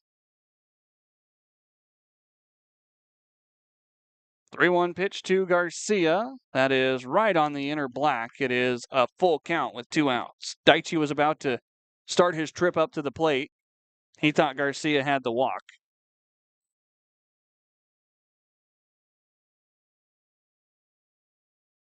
Now stepping off is Stowe. Trying to recenter before a big payoff pitch upcoming. Velasquez standing at second base. There's 2 outs, and the count is full to Luis Garcia. A peek back by Stowe. Here's the payoff pitch. Garcia, a high chopper out towards short. Nearly running into the third baseman T. On to first. It is out. The call by Bryce Reeves, out at first. Close play. Velasquez did the best he could to kind of mess up T without officially getting interference. And we're halfway home here at Borleske. 3-all as we head to the bottom of the 5th.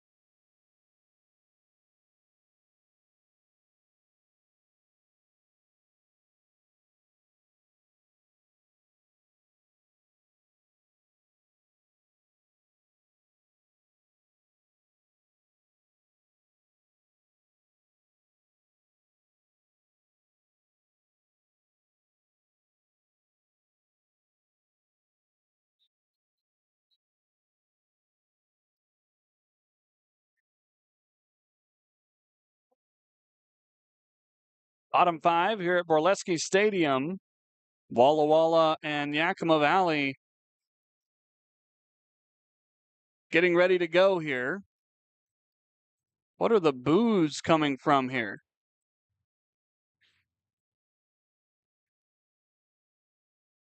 Abel Ramos cleaning off home plate.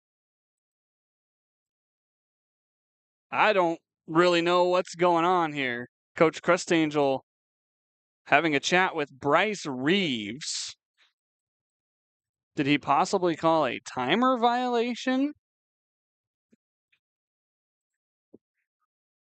Derek Almeida is standing next to Leo Rivera, the coach for the Walla Walla Sweets.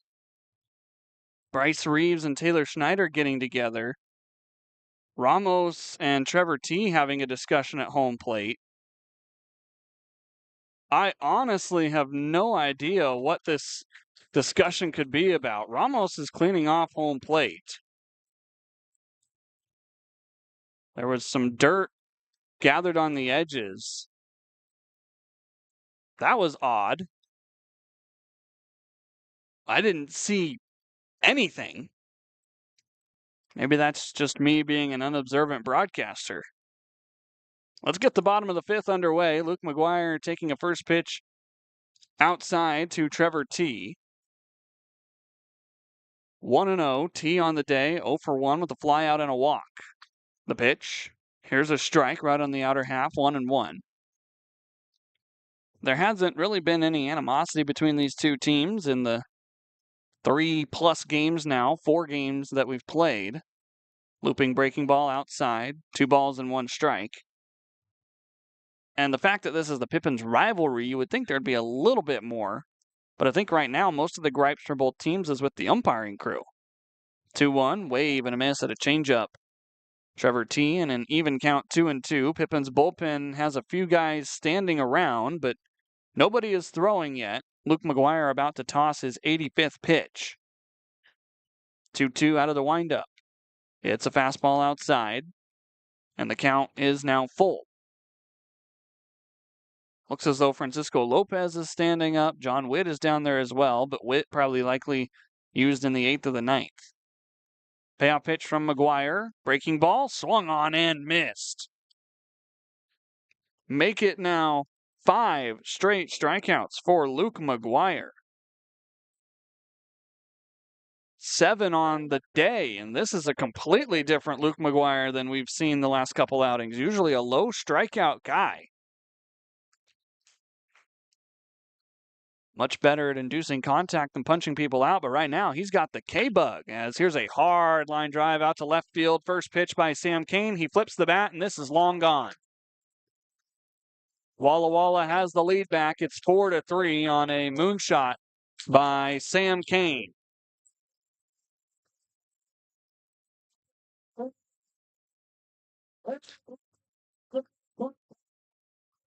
He knew it. Malachi, I think, knew it too, but he went to the wall and tried to track it down. Sam Cain picks up home run number 7 of the summer.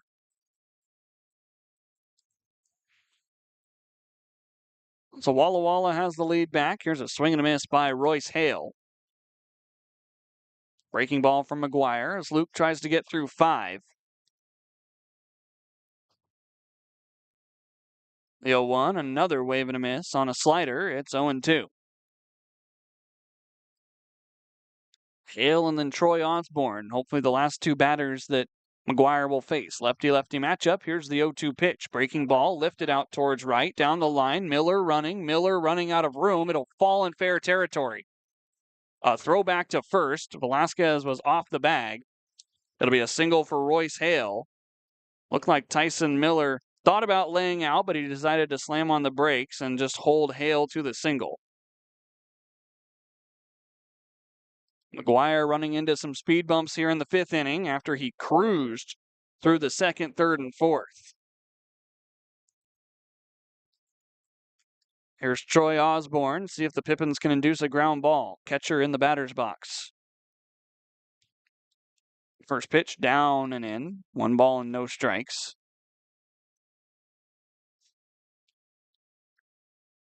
John Witt continues to walk around for Yakima Valley.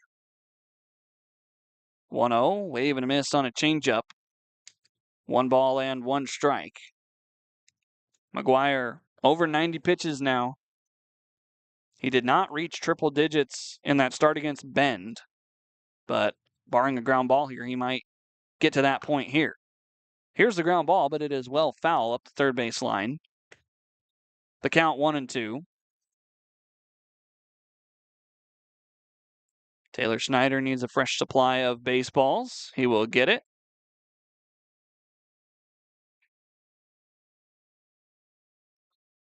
The count is 1-2. You've got Troy Osborne, who's 1 for 2 today in the batter's box. The pitch. Foul ball at the plate. This is between Ramos's legs. The count still 1-2.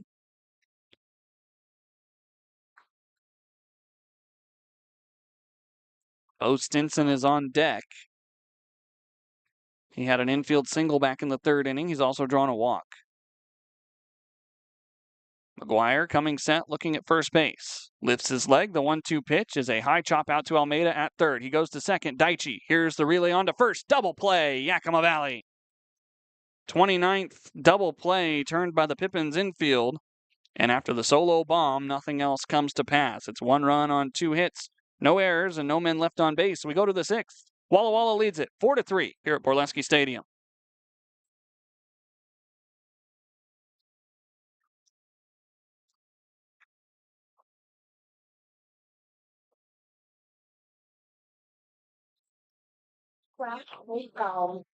Today we're extracting 1, 2, 3, 4, 5, 6, 7, 8, 9, 10, 9. We throw it first. Which way correctly? Stop words.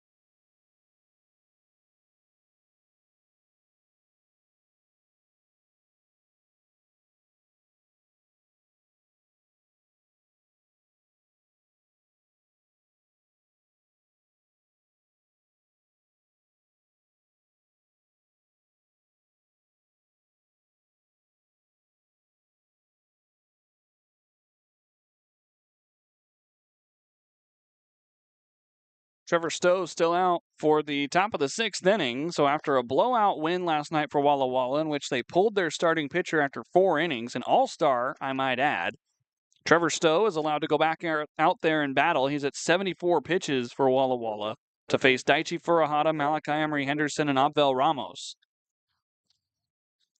The Pippins trailing by 1 now after a solo home run by Sam Kane. We get closer and closer to the late innings already. After the way this game started, it looked like we were in for a late night as Daichi cannot hold up a swing. It is 0-1. Well, as long as we continue to move at paces like this, we should be able to get a little bit of extra sleep tonight. 6:05 p.m. first pitch tomorrow. Just a touch earlier than the last 2 days as Daichi takes a breaking ball right over the happy zone for strike number 2.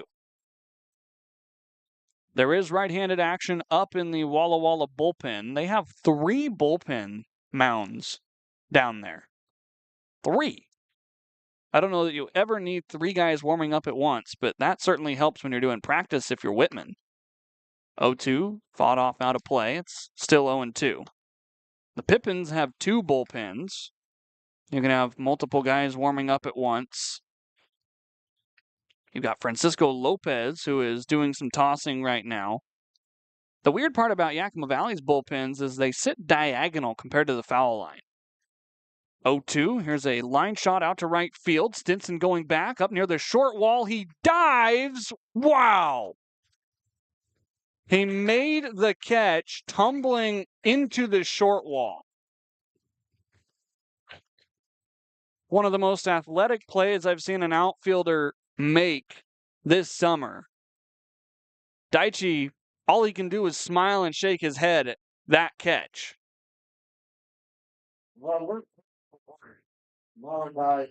The radio call does not describe just how amazing of an athletic play Stinson just made out in right field.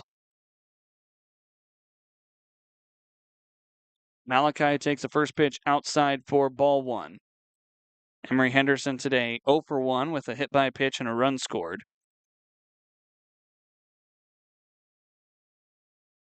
That'll help Stowe out.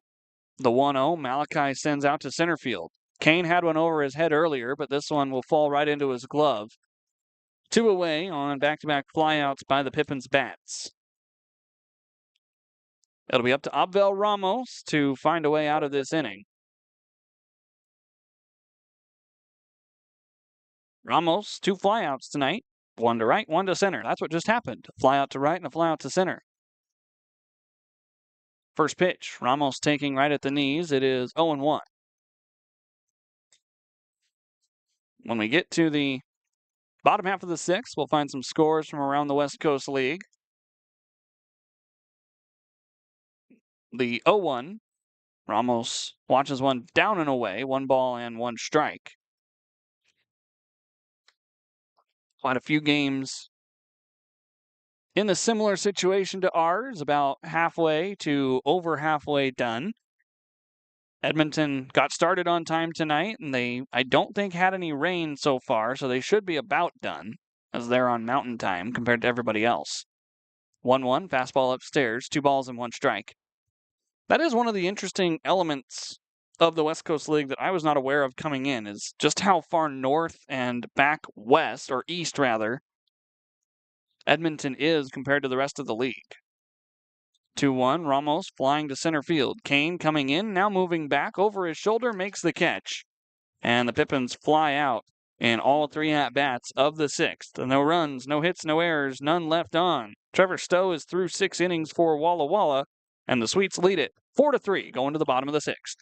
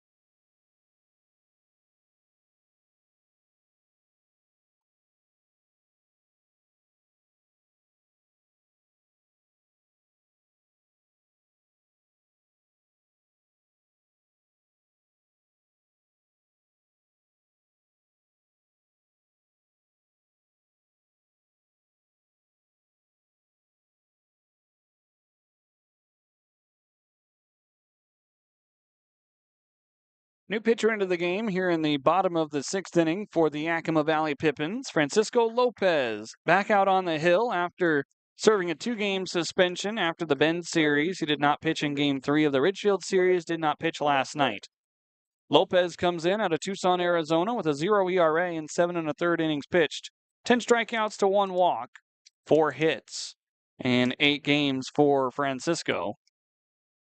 Luke McGuire goes 95 pitches, gives up 5 hits or 5 innings, 6 hits, 4 runs, all of them earned 2 walks and 7 strikeouts. Good to see Luke get the strikeout number. Unfortunate that he exits with a 1-run deficit. Lopez' first pitch is a strike to Bo Stinson, who had the athletic play out in right field to rob Daichi of extra bases.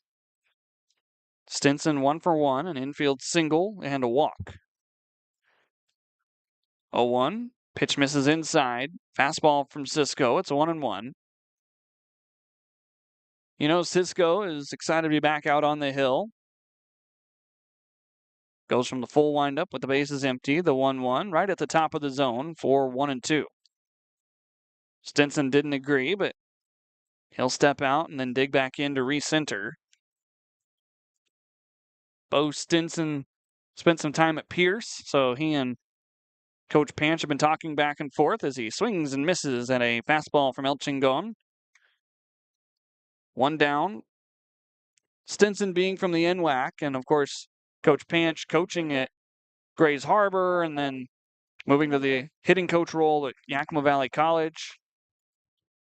He has seen Stinson just a little bit. Now Stinson with Lewis Clark State. 8 strikeouts for the Pippins staff after McGuire got 7. Lopez 1 for 1 in that category. Here's Kyler Bittner. First pitch to the former Pippin is a fastball waved and missed at down at the bottom of the zone, 0-1. Bittner today 1 for 2 with a 2 RBI single back in the first inning. And did Cisco throw up again? Yeah, there he is behind the hill with his hands on his knees. Whatever pregame routine Francisco has, he needs to change it. This is back-to-back appearances that he has lost his lunch behind home plate. Coach Crustangel heading out to check on the right-hander. Cisco wiping his face off. It is warmer. Now it looks like the umpiring crew calling for a towel. One of the Sweets is going to head back to the clubhouse. Oh, it looks like maybe a rake. Try to sweep a little bit of it out. I don't want to describe this too much. You all know what I'm talking about. Here comes the mop-up crew. This is Ronan Schofield heading out to broom away some of what just happened behind the pitcher's mound. Pippins ball boy issuing Francisco a drink of water. He says he doesn't want it. He pitched just fine after he lost his lunch down in Bend. And so we'll see what happens here as the count is 0-1 to Kyler Bittner.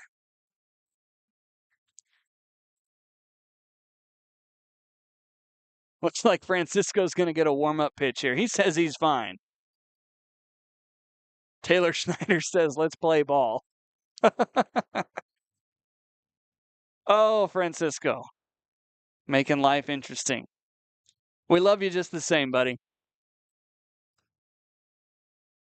0-1, skips one in. It's 1 ball and 1 strike.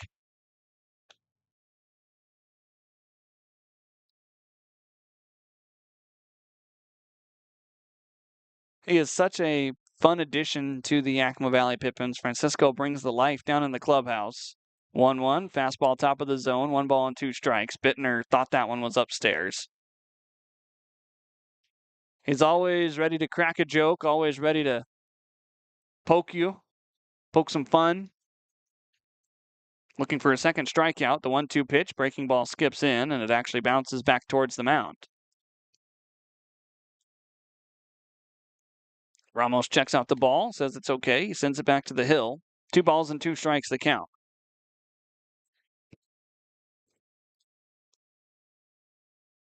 Deep breath for Francisco. Out of the full windup, here's the 2-2 pitch. Fastball just a touch upstairs. The count runs full.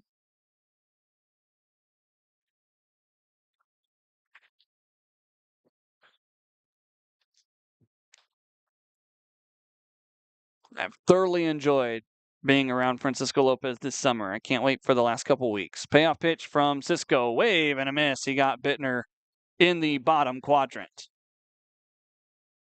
Make it now 9 strikeouts for the Pippins staff tonight. Lopez with 2 of them here in the 6th inning.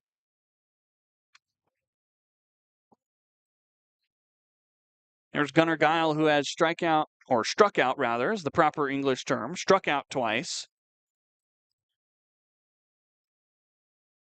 Chance for Francisco to strike out the side. He will get a soft ground ball foul past first base to make it strike 1.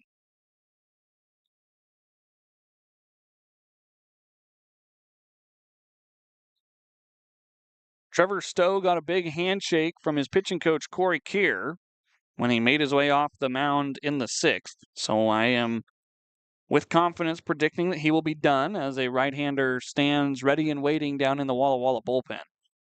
0-1, another soft ground ball. This is fielded by Nick. Francisco covering, race to the bag, and it is won by Lopez. Guile and Lopez embrace as they head into foul territory, and Francisco works a clean 1-2-3 inning to get us to the 7th.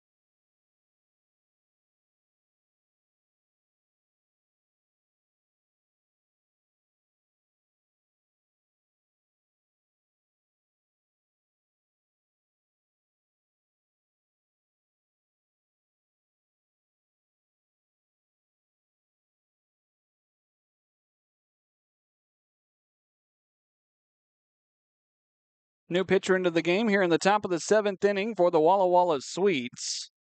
It'll be Andrew Cohen coming in to replace Trevor Stowe. We saw Alex Cohen pitch last night, both of them from Studio City, California. On the season for Cohen, he is pitching in game number 10, 12 and 2/3 innings, a 3.55 ERA. Derek Almeida, then the top of the order for the Yakima Valley Pippins, as Almeida has one Buzz the Tower for ball one. 84 pitches for Trevor Stowe. He exits in line for the win as the Sweets lead it 4-3 here in the top of the 7th inning. Stowe gives up 3 runs, 2 of them earned. As the 1-0 misses outside. 2 balls and no strikes. He does not walk any. He strikes out 2. And so coming into the game is the other Cohen. After we saw Alex go in a very good appearance last night, earning the win, 3 innings, 5 hits, 2 runs. 2-0 pitch to Almeida is fouled out of play over on the right side. 2 balls and a strike. Lights are on here at Borleske Stadium. The twilight sky starting to settle in. We're in between whether the light power is taken over or the sun is still in charge. Just a little bit darker than normal here at the ballpark. 2-1. Almeida is swinging and missing at a slider. It's 2-2. Derek today has reached both times. A single in the second. He reached on an error in the fourth. He has 1 RBI.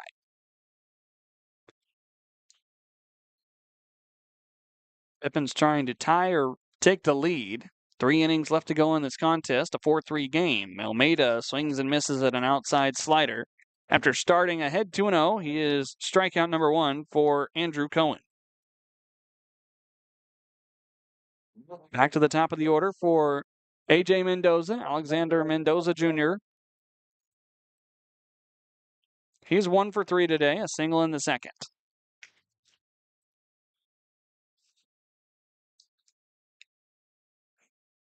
First pitch, slider down and away, 1 ball and no strikes.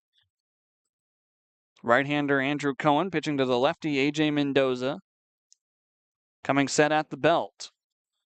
Cohen brings it in about 3/4 arm slot and slides the slider over the heart of the plate for a 1-1 count.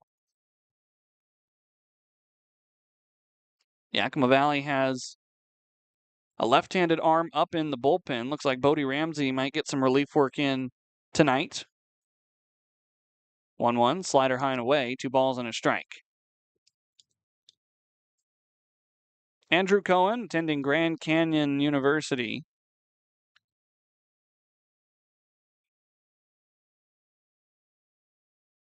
He's got a 3.55 ERA on the summer. He's given up 15 walks and 20 strikeouts coming into the day, as here's a foul tip swung on and caught by Osborne back there to run the count to 2-2.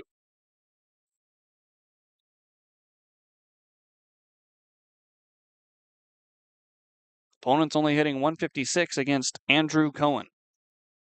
The 2-2. Mendoza off the inside part of the hands. This is in the Bermuda Triangle. Laying out his cane. He slides. Did he make the catch? Oh my goodness. The Sweets outfield is unstoppable. Web gems left and right. And now there's 2 away here in the top of the 7th inning.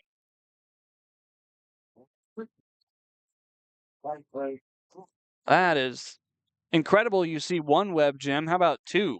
Kane coming all the way into near the infield dirt and laying out to make the catch. First pitch to Tyson Miller, a half swing, but it's called a strike anyway. No balls and 1 strike.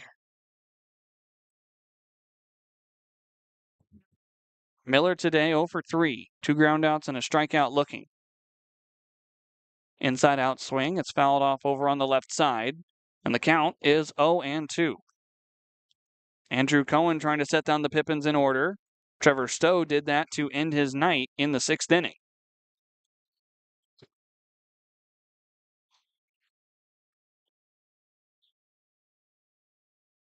No balls and 2 strikes here to Tyson Miller. The pitch. Fly ball out to center field. More routine for Kane. He backs up. He makes the catch. And the Pippins go down 1-2-3 in the 7th. It's stretch time here at Borleske Stadium. Enjoy taking me out to the ball game. We'll be back as the Pippins will have a new pitcher here at Borleske Stadium, trailing by 1.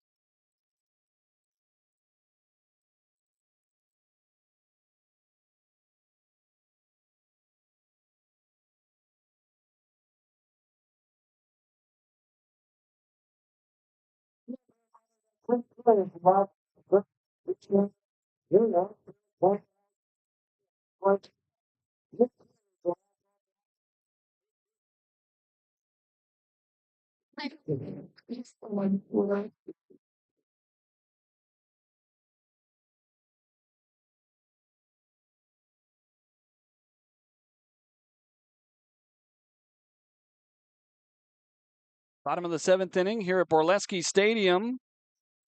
Approaching 8:30 here in Walla Walla, Washington. New pitcher into the game for the Yakima Valley Pippins. It's Bodie Ramsey. And it originally at Wenatchee Valley College, where he was a two-way player, and then spent a year at Chandler Gilbert, where he was a pitcher only. Originally had committed to Georgia Gwinnett over the summer, but has flipped his commit to UNLV. And for the Pippins so far this summer, 1-2. He was a starter, turned into a bullpen pitcher. 20 2/3 innings, 21 strikeouts for the lefty. First pitch is a strike to Austin Owens after Francisco Lopez throws 12 pitches in his 1 inning of work. Bodie Ramsey off on the right foot. 4-3 Walla Walla Sweets here in the bottom of the 7th. The Pippins have 6 outs to try to tie or take the lead. The 0-1 is a breaking ball upstairs, 1 ball and 1 strike. Bodie has a 6.53 ERA. He has walked 10. He has struck out 21. 4 starts. This is game number 7 overall for him, as he just misses outside with ball 2 on a fastball. His first appearance with Yakima Valley was out of the bullpen. And then Coach Crustangel and Salsa moved him to the starting position on the Thursday nights, as there's a ground ball out to short. Mendoza backhand, throw across the diamond, and out number 1 recorded. Owens 0 for 3 today, and now we go back to the top of the order for Walla Walla for the 4th time. There's Peyton Knowles. He's 1 for 2 today, a single, a strikeout, and a walk. He walked in the first inning and scored the first run of the game.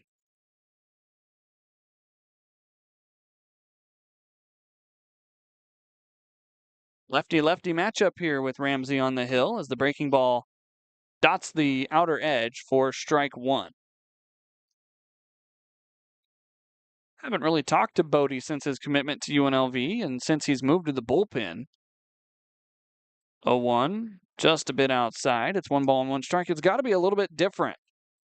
You talk about guys going from bullpen to starter. You get all day to process. You're going to be on the mound. You've got to face a certain number of hitters that you set for yourself as the 1-1 is fouled back. It's 1-2.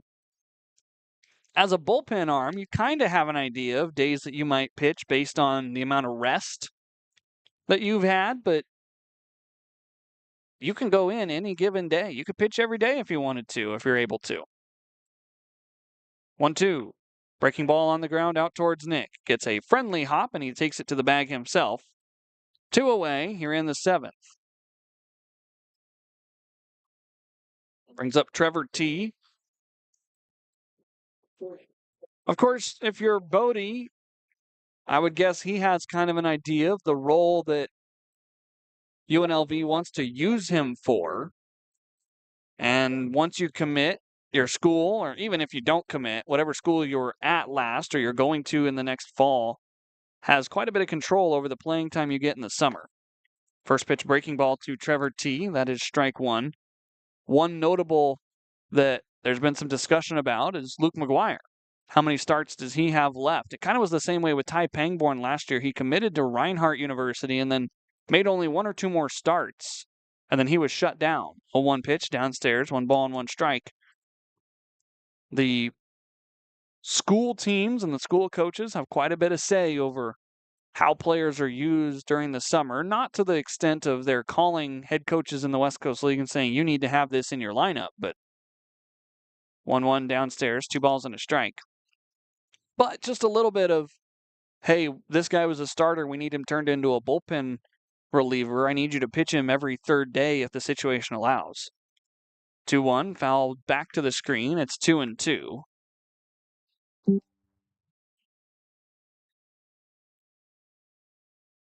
Or maybe it's just one of those that you try somebody in a starting role, and Bodie did just fine, but trying to limit the innings and keep him with the team a little bit longer, they move him to the bullpen. Here comes the 2-2, breaking ball high and away. Ramos pulled out of the crouch. Count will run full.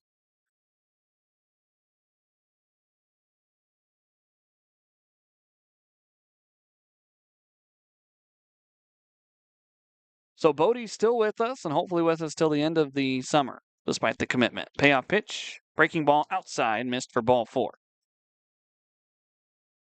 The same thing happens with position players. You just don't see it quite as much.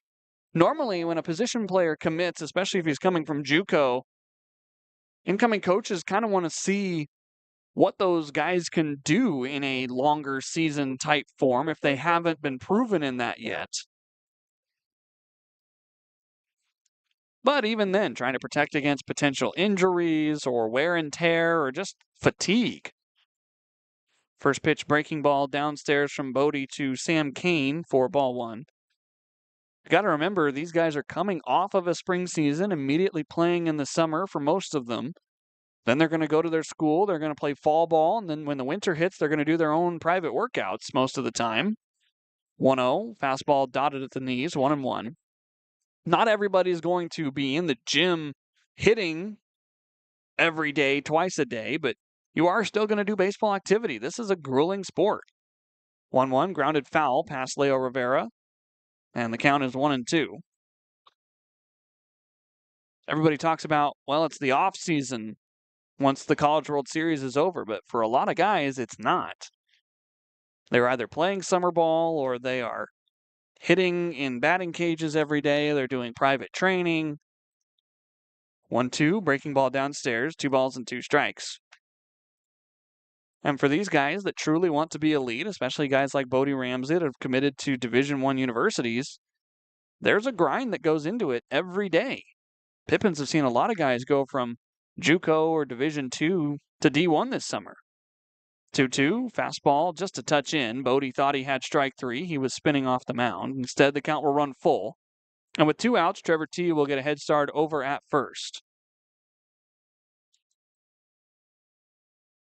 2 hours into the contest here at Borleske Stadium. 8:35 p.m. here in Walla Walla. The payoff pitch is a ground ball out towards short. Mendoza has it slowly roll to him. The throw is low, but Nick is able to hold the bag and scoop the ball for out number 3. 7 innings in the books. Yakima Valley trails by 1, 4-3 after the Sweets go down on no runs, no hits, and no errors and leave 1 on the base pads. 4-3 Walla Walla. We go to the 8th.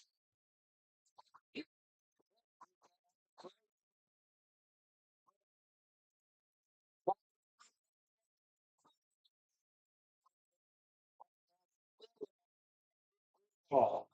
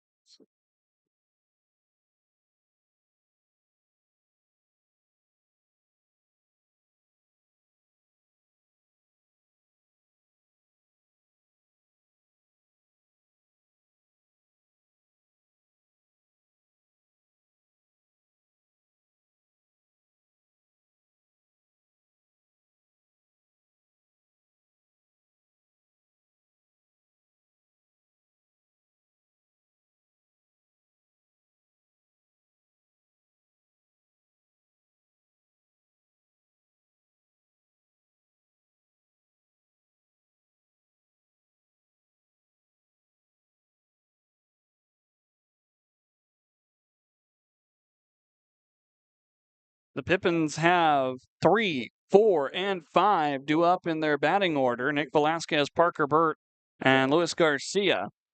Perfect opportunity to tie or take the lead as they trail by 1, 4-3 here at Borleske Stadium. The Pippins scored all 3 runs in the second inning as a first pitch breaking ball. Backdoors on the outer half from Andrew Cohen for strike 1. Velasquez today 1 for 3 with a single back in the 5th inning. Here in the 8th, Pippins are running out of outs. Wave and a foul ball that got the stomach of Taylor Schneider on the fly. That is right below the chest protector where he wears that goes about to the midriff. Hopefully Taylor Schneider did his ab workout today and got those abs swole so that he can take that right off the gut.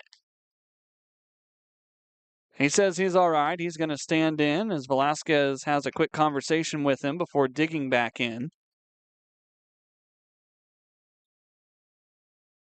Those chest protectors are fairly long, but there is just a little bit of separation between the belt line and the bottom of the chest protector where there is some soft stuff.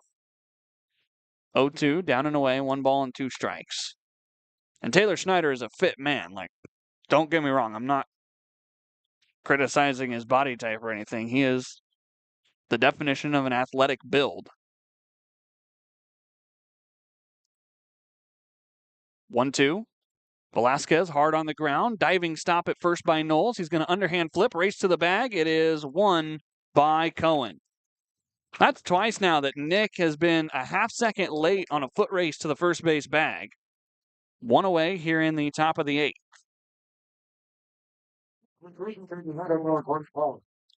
Here's Parker Burt. Double in the second. He scored the first of the Pippins' 3 runs. 1-run contest. Things can change in an instant for either side.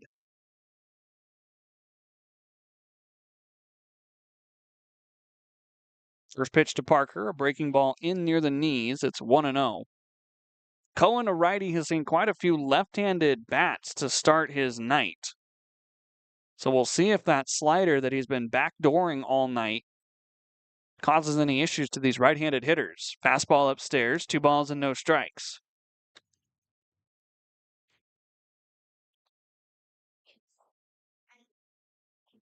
It can be kind of easy as a pitcher to get used to one side of the plate and then all of a sudden not adjust when the other side comes up. 2-0, slider on the outer half. This is 2-1 as Parker fouls it away.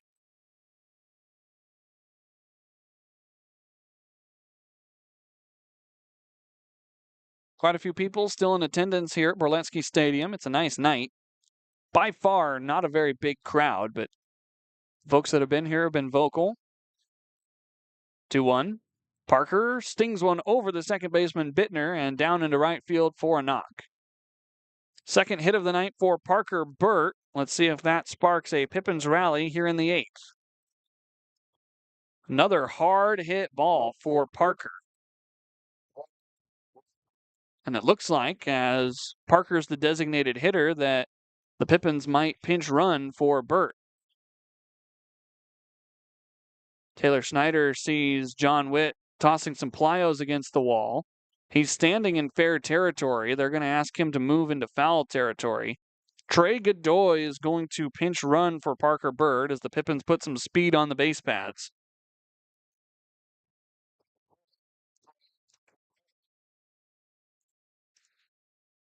So Parker ends his night 2 for 4 with a double and a single. And now let's see if Godoy can round the bases.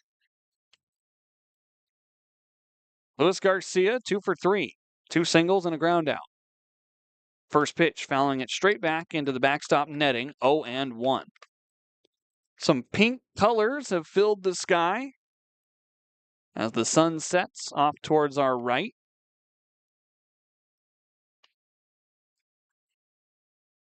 Very picturesque right now at Borleske Stadium. Godoy, a 2-step lead at first. The 0-1 is fouled off on the right side by Garcia. And the count is immediately 0-2.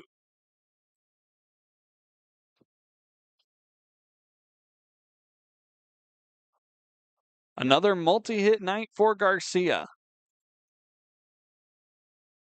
After a slow start to the season, Luis doing exactly what he wants to do, hit the ball hard and get multiple hits a night. 0-2, and excuse me, foul ball right off the knob of the bat. It was a breaking ball high and tight that Lewis just couldn't get his bat back on. So the count remains 0-2.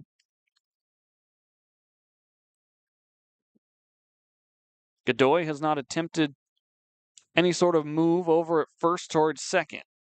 One out here in the top of the 8th inning. 0-2, another foul ball. Garcia got that one off more of the middle part of the bat this time.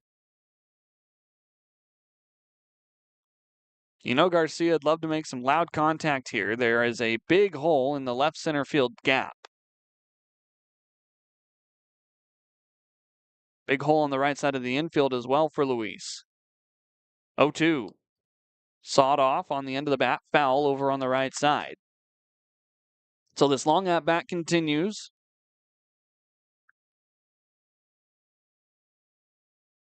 It'll be another 0-2 pitch upcoming from Andrew Cohen. Nobody standing in the Walla Walla Sweets bullpen. This is Cohen's inning right now. Here's another 0-2. This is high and away, ball 1. Heated him up with a fastball.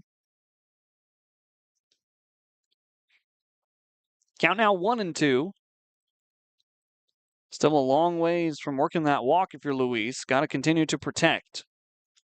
Cohen brings home the 1-2 pitch. It's downstairs, 2 balls and 2 strikes.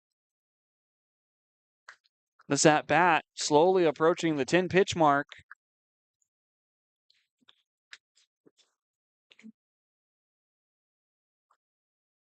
Two and 2 from 0-2. Godoy over at first. Pitch on the way. Skips in. This is ball 3. Osborne kept that ball in front, and he took a brunt of the baseball right on his chest protector, it looked like. He throws the skull cap off, ditches the mask, and did that get him up near the face area? He's kind of rubbing out his neck. Definitely the definition of putting your body on the line to keep a ball from getting away. Trainer checking him out, asking him to go through the full range of motion in his neck, looking up, looking down, looking left, looking right. Daichi Furuhata helping out Troy Osborne, picking up the skull cap and the mask. Osborne will stay in. Garcia has worked this count full, though. A little bit of a frustrated look on the face of Corey Keir, the pitching coach, as Cohen had this 0-2 for quite a while. Now in danger of losing Garcia. His last 3 pitches have not been close. Here's the payoff. Hard on the ground. This is sneaking towards the hole. Owens going to backhand, long throw across, and that is a strong dot from Austin Owens to get Garcia out. Long at bat won by the defense. If Garcia had gotten this any harder off of the bat, then it would have snuck through the 5-6 hole. But instead, it's a ground out for Luis. Godoy moves up to second. And Daichi Furuhata will be tasked with trying to tie this game. Quick meeting on the hill between Troy Osborne and Andrew Cohen. Maybe a chance for both guys to catch their breath. Osborne took a ball off the neck. Cohen just had that long at bat to Garcia. Daichi today, 1 for 3. Singled in the 3rd. Reached in the 2nd. He came around to score. He flew out to right in the 6th inning on an incredible leaping catch by Bo Stinson.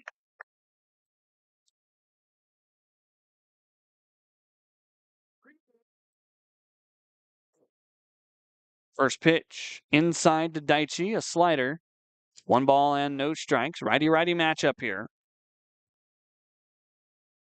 We'll see if Daichi can find a hole somewhere in the outfield. There's a big gap in the right center field area.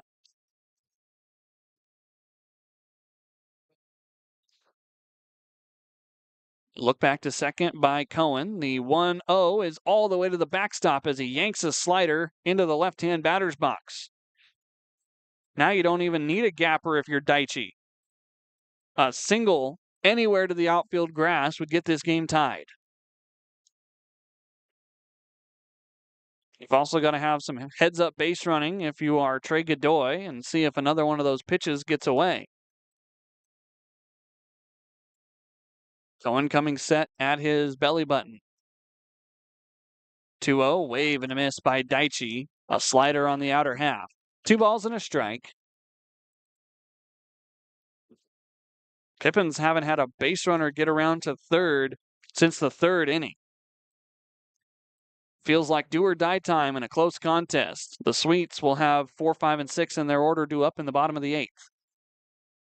2-1, down and away, 3 balls and a strike. If Daichi can reach without an out being committed, then Malachi Emery Henderson will get an at-bat. The count 3-1 to Furuhata. Godoy standing at third. 3-1 pitch. High ball 4. Daichi will jog down to first. The Pippins have him at the corners with 2 away here in the top of the 8th. Osborne peering into his dugout. There is now a right-hander warming up down in the Walla Walla bullpen.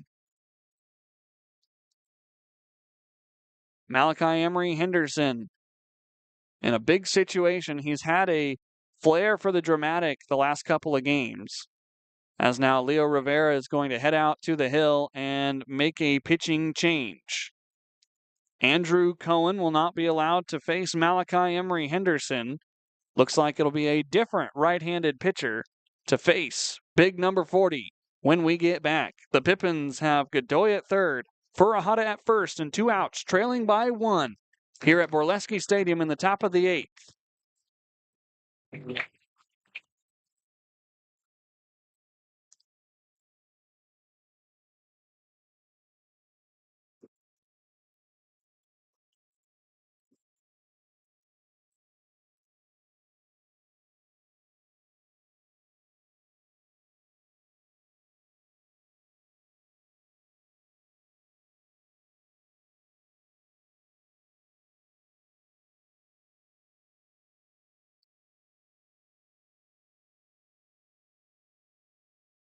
Right now, for Houston right now.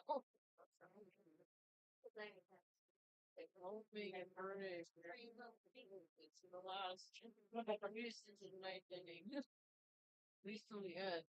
And then he wants to die. But Houston has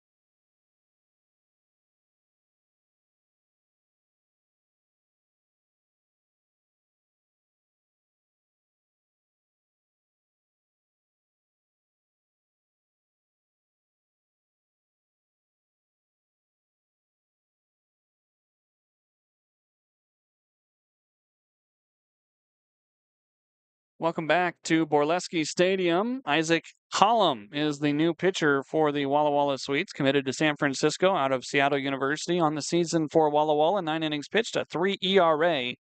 Opponents hitting 182 against him. This is his 9th game. He has pitched 9 innings with 11 strikeouts and 2 walks. Malachi Emery Henderson will face Hollum, who appears to be a very hard-throwing right-hander out of the pen for Leo Rivera. 34 pitches for Andrew Cohen. He goes 1 1/3, giving up 1 hit, 1 walk, 1 strikeout. He is on the books for 2 potential runs. If Godoy and Furuhata can come around to score and give the Pippins the lead. They have not led this entire series down in Walla Walla. First pitch fastball, Malachi over top of the press box, and it One hops through the trees and rolls underneath the deck behind the press area. 0-1. Emory Henderson today, 0 for 2. Line out, fly out, hit by pitch, run scored. Hallam standing tall out there on the hill, taking his time before coming set. He's still peering in. Got to be getting close, and now time called by Bryce Reeves. That's a timer violation on Hallam. Knew we had to have been close. It's 1 ball and 1 strike. Only 1 pitch thrown by Hallam. Native of Issaquah, Washington, just outside Seattle. 6'3" out there on the hill. 1-1, foul, no, swung through. Here comes the play from third. Godoy will score. Daichi moves up to second, and Malachi is so thankful he did not make contact with that ball, and the game is tied. If Malachi had made any contact at all, then that play would have been dead, but the Pippins have tied the game on a wild pitch by Hallam on a swing and a miss by Emory Henderson. The count is 1-2. Now you've got Daichi in scoring position out there at second. 2 outs. 1-2 pitch on the way from Hallam. Called strike 3 on the outer black. Emory Henderson can't believe it, and the Pippins are done in the 8th, but it's a brand new ball game. 4-4 as we go to the bottom half of the 8th inning. Pippins and Sweets in game 2 of this 3-game set.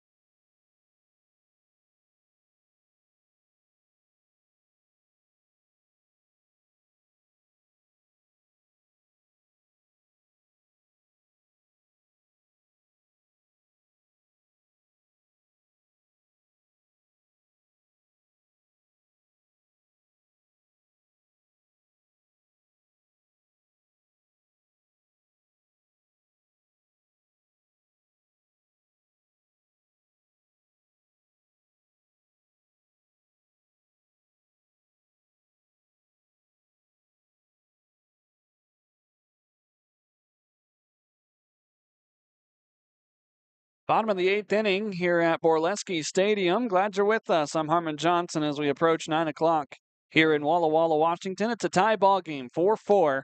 The Pippins got 1 run on 1 hit, no errors, and a man left on base. After Godoy advanced to third and crossed the plate on a couple of wild pitches, first by Andrew Cohen, then by Isaac Hallam. It'll be 4, 5, and 6 in the order, due up for Walla Walla. Royce Hale, Troy Osborne, and Bo Stinson. Bodie Ramsey back out for his 2nd inning of work, and the Pippins are in need of a lockdown frame before they have 8, 9, and 1 due up in the 9th inning. First pitch high and tight to Royce Hale for ball 1. After last night's contest ending in an 18-3 victory for the Sweets, 4-4 feels almost unheard of. 1-0, there's a pitch on the outer black, 1-1. The Pippins had such a good offensive outburst against the Ridgefield Raptors at home. Won game 1, 10-4, game 2, 10-2, and then walked off game 3, 9-8 in 10 innings. As here's a half swing on a slider. Did he go around? No, says Bryce Reeves. 2 balls and a strike. Royce Hale today is 1 for 3, reached on a fielder's choice in the first and scored, struck out, and singled in that order. 2-1 from Ramsey out of the windup, a fastball downstairs, the count 3-1. You can finally start to feel the temperature that has cooled down tonight, although not by much. 3-1, fastball at the knees, 3-2. National Weather Service still says it's 81. It feels just a little bit cooler. The breeze is coming in from the south. So blowing right into the press box here. Ramsey out of the windup. Lefty-lefty matchup. Payoff pitch. Fastball dotted at the knee. Strike 3. Royce Hale down looking. There's one away here in the bottom of the 8th. Brings up Troy Osborne. Osborne today, 1 for 3 as well. Single with an RBI attached to it back in the first inning. A fly out in the 3rd. And he grounded into a double play in the 5th inning that helped Luke McGuire get through 5 innings. With a tie game, you can erase Luke McGuire from being in line for the loss. Breaking ball fouled back towards the on-deck circle for the Sweets on the first base side, 0-1. Right now, there technically are no pitchers of record because the game is tied, but Ramsey and Hallam are the 2 guys in the game right now. 0-1, down and away, 1 ball and 1 strike. Whoever takes the lead, whatever pitcher is in the game at that time, will be in line for the win. 1-1. Here's a rope out towards left field. Malachi coming in, but it was hit so hard that he only had to come in 2 steps to record out number 2. Quickly 2 away here for Bo Stinson. Bodie Ramsey trying to toss a donut up there for the 2nd straight inning. Stinson 1 for 2, an infield single, a strikeout, and a walk. He had 2 home runs last night, so you got to be somewhat careful if you're Bodie Ramsey. Out of the full windup, here's the first pitch to Stinson. A breaking ball, caught the inner black. It's 0-1. Throw gets through to second base, and Daichi will back up his pitcher. Ramos was just testing out the arm in case anybody got on. Hopefully nobody will get on against Bodie Ramsey, who's looked extremely good tonight. 0-1 pitch. Breaking ball this time on the opposite side. It's outside. Ball 1. 1 ball and 1 strike. The Pippins trying to even this weekend series with the Sweets. The season series is tied at 2. 1-1, slow chopper. It's foul over on the third base side, and the Sweets are down to their final strike here in the 8th. In the 9th inning for Yakima Valley, it'll be Abel Ramos, Derek Almeida, and A.J. Mendoza. John Witt is getting warm down in Yakima Valley's bullpen should this game remain tied or the Pippins take the lead. 1-2 pitch from Bodie Ramsey. Breaking ball outside, called ball 2. Ramos was halfway to the dugout. He had thrown down to first, looked pretty good. Ramos going to retrieve a baseball that was behind the dish. Did that come all the way in from the bullpen? Wow. That diagonal bullpen not treating the Pippins very nicely down there up the right field line. 2 balls and 2 strikes here to Bo Stinson. Ramsey, full windup. Here's the pitch. Fastball late. Right into the netting. It's still 2-2. Stinson was trying to give the Sweets the lead. Obviously, Hallam is one of the closer types. There's nobody warming in the Sweets bullpen. Another 2-2 from Bodie Ramsey. Fastball called strike 3. Stinson watched it all the way, and Ramsey punches out 2 in the 8th. No runs, no hits, no errors, none left on. We go to the 9th inning, 4 apiece between the Pippins and the Sweets. Thrilling conclusion next from Borleske Stadium.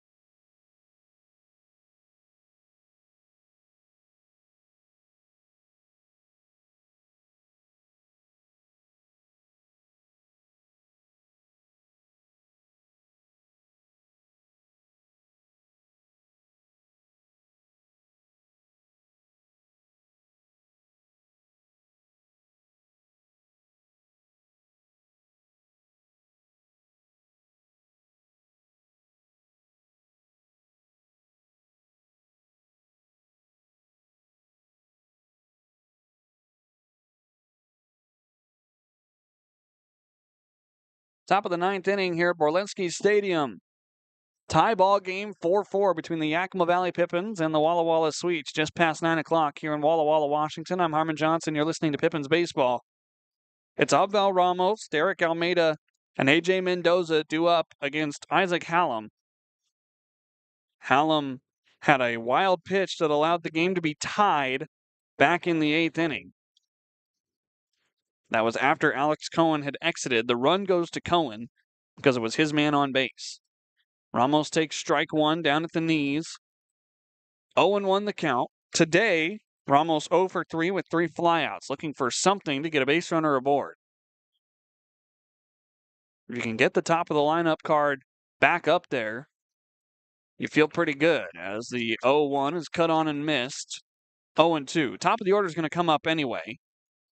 AJ Mendoza is due up third, but then you've got your speed guy, Tyson Miller, then some big bats, Nick Velasquez, and then Trey Godoy, who came in for Parker Burt in the 8th inning. 0-2 from Hallam to Ramos. Wave and a miss. The pitch is downstairs. The ball is bobbled out towards the mound. Ramos running hard. The throw is low, but it is in time. Ramos out on the strikeout, 2-3 assisted. And now here's Derek Almeida with one away here in the top of the 9th. You'd love to take the lead if you're Yakima Valley because you know that in this rivalry series, a walk-off would really set the tone for tomorrow if you're Walla Walla. So you got to try to be as close as you can. Obviously, it's a 4-4 game. You can't get much closer. Almeida takes a first pitch downstairs for ball 1, but you'd rather have the lead going into the bottom of the 9th and force it to be 2 runs to overcome versus just the 1 run that you need right now. Good news for Yakima Valley. In the bottom of the 9th for Walla Walla, it will be 7, 8, and 9. On the day, they are combined 1 for 9. 1-0 to Almeida. Breaking ball downstairs. 2 balls, no strikes. The 3 due up for Walla Walla in the 9th are Kyler Bittner, Gunnar Guile, and Austin Owens.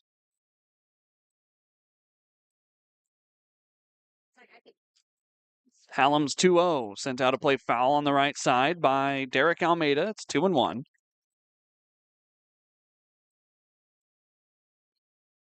Derek today, 1 for 3. Single, error, strikeout. So he's been on base twice.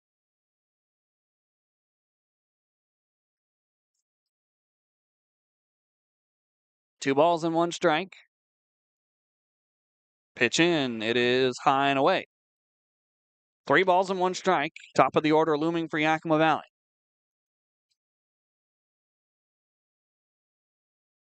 Game was tied in the top of the 8th as Trey Godoy crossed the plate.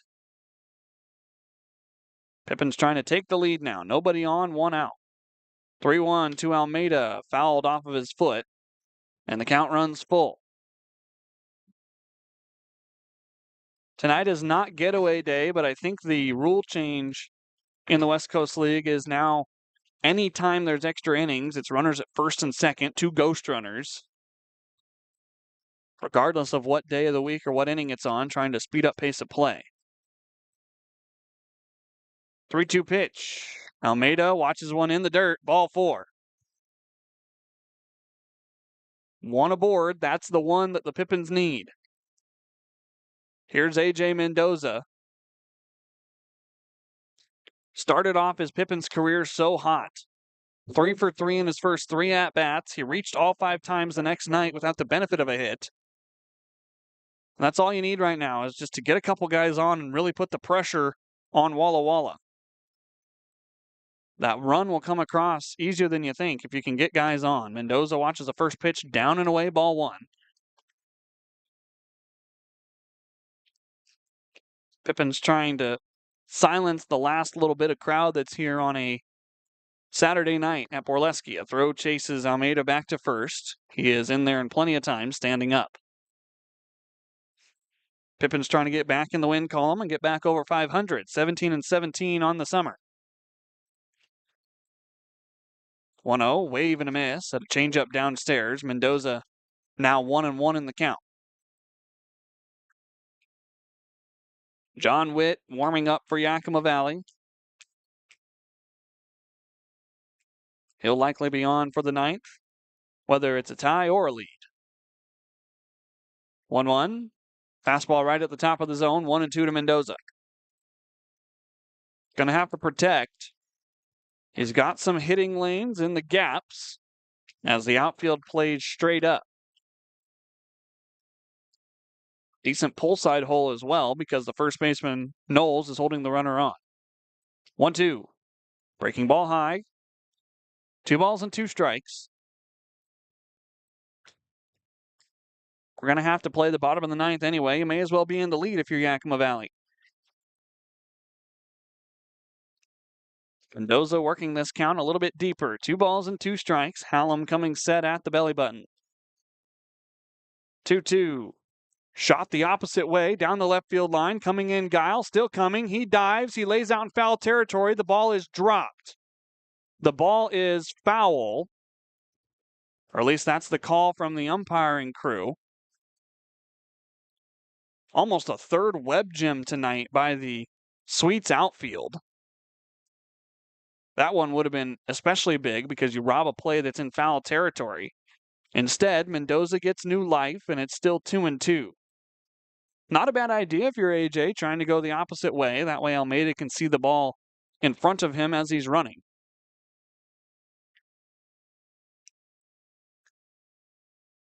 Count remains 2-2 after the foul ball. Hallam sends it plateward. Outside ball 3. The count is full with only 1 out. You probably don't see Almeida running, but he's got to be ready to go on 2-strike contact that he sees through. Got to freeze on line drives. Mendoza waiting. Payoff. Called strike 3 at the knees. Late ring up by Taylor Schneider. AJ Mendoza not happy with the call. 2 away here in the ninth. It'll be up to Tyson Miller.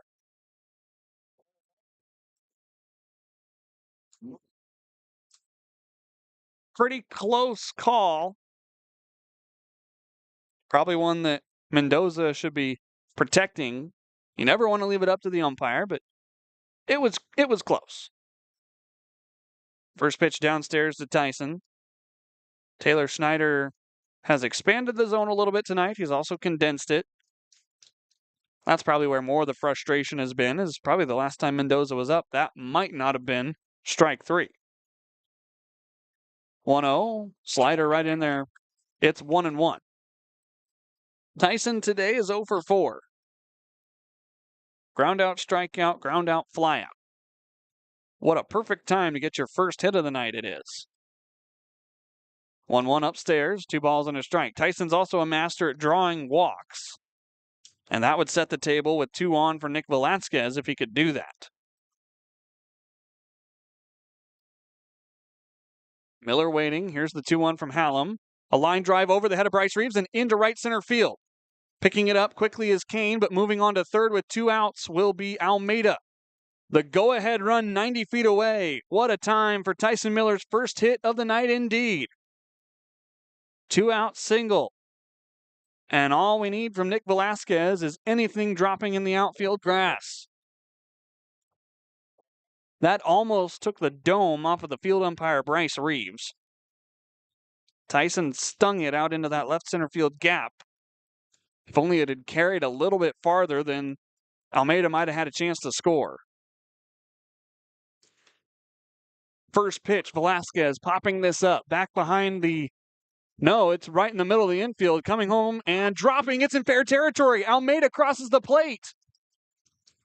The Pippins lead it on an awkward play on the infield as the third baseman T came crashing in trying to field the ball. He dropped it in fair territory and it landed 2 feet away from home plate. 5-4 Yakima Valley in front. Runners at the corners. That's going to go down as maybe the shortest and highest infield single Nick Velasquez has ever hit. Yakima Valley leads it by 1. Tyson Miller at third trying to put some insurance together as Trey Godoy takes a first pitch down and in.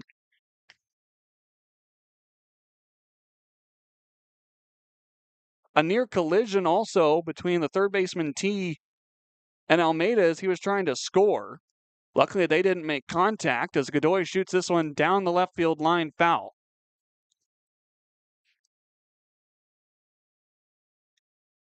Almeida scoring maybe the most important run of the night right now for Yakima Valley.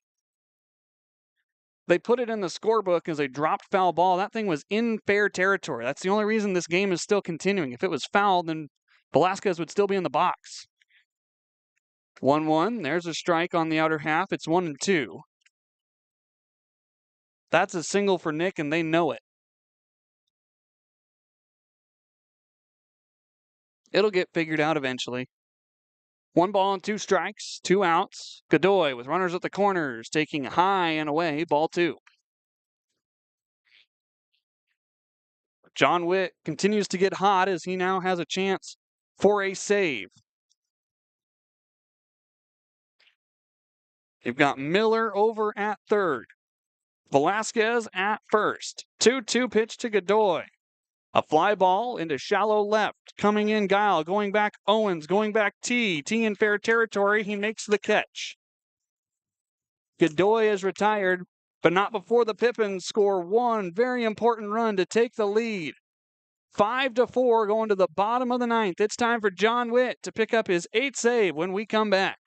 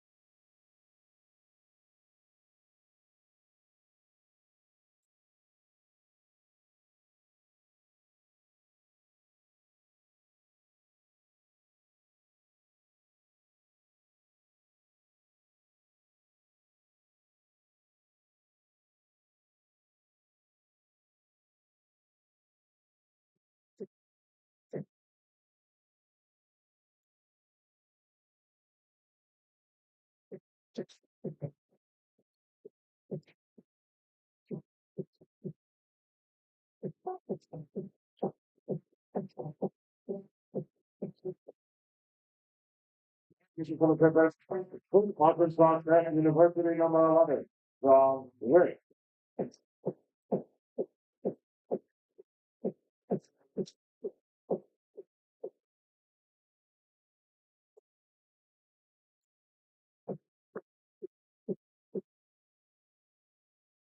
John Witt comes into the game for the Yakima Valley Pippins, the man tasked with closing this one out. 8 saves on the season for John. That is incorrect. He had 7. I'm looking on the Northwest Baseball Stats site because it collects together the league stats and the non-league stats. I think John was credited with a save when he should have been credited with a win during that walk-off. He came in, pitched the final 2 innings of that game. There was no other pitcher of record. And so Wyatt Robinson was credited with the win for that game when he shouldn't have been. So it's 7 saves for John Witt to lead the West Coast League. He'll be tasked with 7, 8, and 9 in the Walla Walla order. Kyler Bittner, Gunnar Guile, and Austin Owens. Good outing by Bodie Ramsey. 25 pitches, 2 innings, no hits, no runs, 1 walk, and 2 strikeouts. John Witt, righty-righty matchup here with Bittner to start it off. First pitch is a strike right over the heart of the plate. 0-1. Derek Almeida came home and scored the go-ahead run. Nick Velasquez hit that baseball a mile high in the air. It landed in fair territory off of the glove of Trevor T. Witt, the 0-1 pitch. Bittner, a line drive through the 5-6 hole for a knock. So the Sweets immediately have the tying run on base. And the go-ahead run is in the batter's box, represented by Gunnar Guile. John used to some tough situations as Kyler Bittner is going to get pinch ran for. Schofield, the man that helped clean up the lunch of Francisco Lopez, is going to come in and run for Kyler Bittner. A little bit of a speed substitution here in the 9th inning. John used to the pressure, though. He had the 2 ghost runners on in the 10th inning of Thursday's game and did not allow either one of them to come across the plate. Bunting, this is popped up and into the back row of seats. 0-1. Gunnar Guile trying to advance the new runner Schofield on 1 pitch, but instead he is charged with strike 1.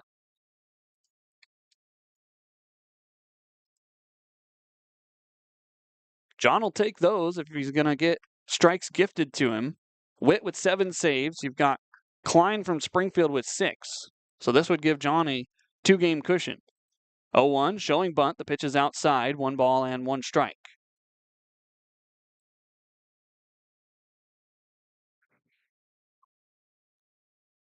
John kind of bred for these pressure situations. I've talked to him so many times after games.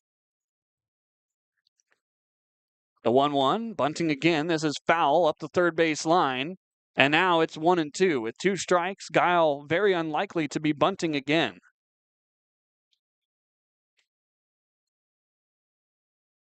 On the season for Witt, he's got 7 saves. He's 1-1 with a 4.41 ERA. Only 13 strikeouts in 13 games. John averaging about 1 per appearance. Actually, 1 per appearance, 13-13, about 1 per inning. 1-2, popped up foul out of play. It's still 1-2. My math wasn't mathing there here in the bottom of the 9th inning of a 1-run game. The last save that John recorded was that game up in Bend on the 5th of July. 1-2. High, 2 balls and 2 strikes. Ramos tried sticking a breaking ball that was just a touch outside and above the zone, back in there. So it's 2-2 to Gunnar Guile, who gifted John Witt both strikes by bunting foul. You've got Schofield over at first. He was substituted in after Kyler Bittner got a single. 2-2 from John Witt. High and away, ball 3. The count will run full. John trying to nibble that upper outer edge. We'll see if Schofield gets put in motion at all with nobody out and a full count. Sweets trying to get that tying run into scoring position.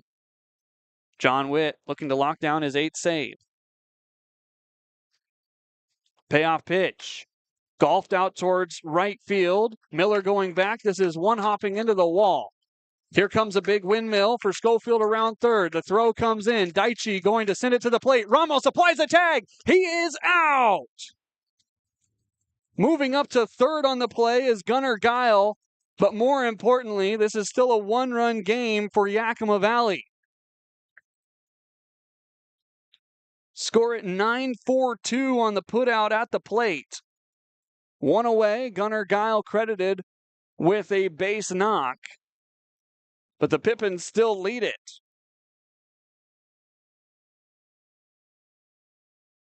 Here comes the number 9 hitter, Austin Owens. Infield going to play in. A sacrifice fly could tie this game. Got to be careful here if you're John Witt. Man at third. First pitch, a shallow-ish fly ball. Malachi ranging over. Guile on the bag. Malachi makes the catch. Here's the throw in. It is high, and this game is tied. 2 away in the 9th, but we're destined for extras, barring anything from the top of the order. Gunnar Guile crosses the plate. There are 2 away. That ball was just deep enough that Malachi had to really lollipop it in.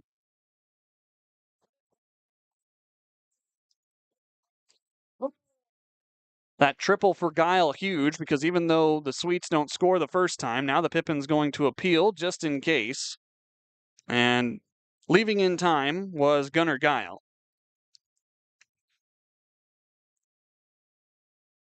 He was standing square on the pillow right when Malachi made the catch. Bases are empty, 2 away. Here's Peyton Knowles, the leadoff man. First pitch is a strike. So now we're back to square. 5 apiece. If John records this last out here, it'll be Trey Godoy and Nick Velasquez on the base pads for Yakima Valley. 0-1 on the ground out towards second. Daichi down to a knee. The throw to first is in time, and we have free baseball here in Walla Walla. The 10th inning is next. The Sweets get a single, a triple, a sacrifice fly, and a stellar putout from Yakima Valley and only score 1. Pippins will have 2 aboard to start the top of the 10th when we get back here at Borleske Stadium.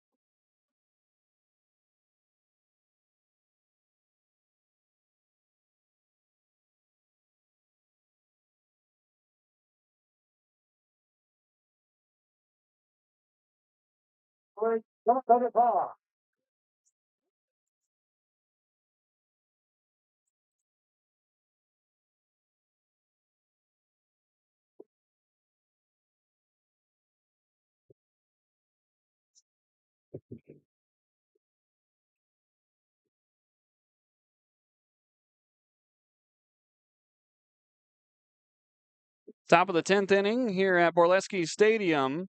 A couple of defensive substitutions for Walla Walla. They have a new second baseman. His name is Nate Wynn. Luis Garcia bats with 2 ghost runners ahead, trying to bunt. Garcia offers at it, and he takes strike 1.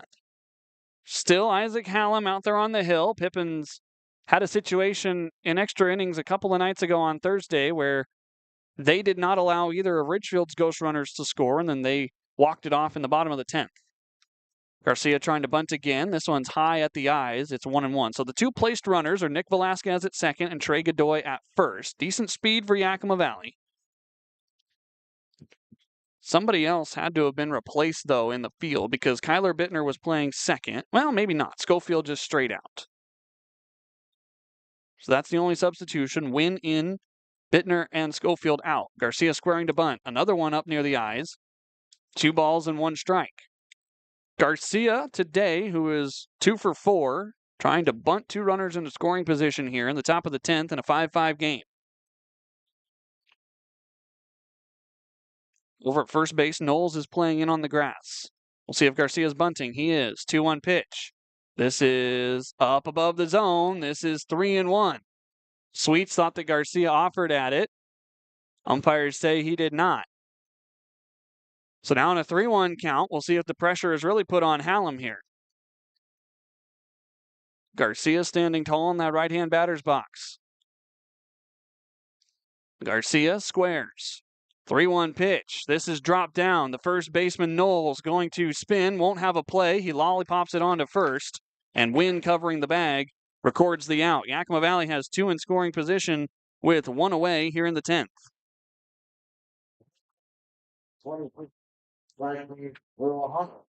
So now it's time for Daichi Furuhata. They're going to intentionally walk Daichi Furuhata and load the bases to put the force play anywhere. Malachi Emery Henderson with a big opportunity in this game. Malachi today 0 for 3.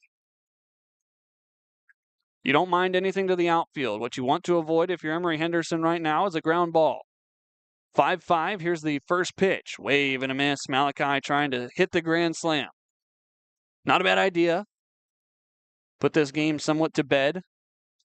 Here in the top of the 10th inning, it's 0-1.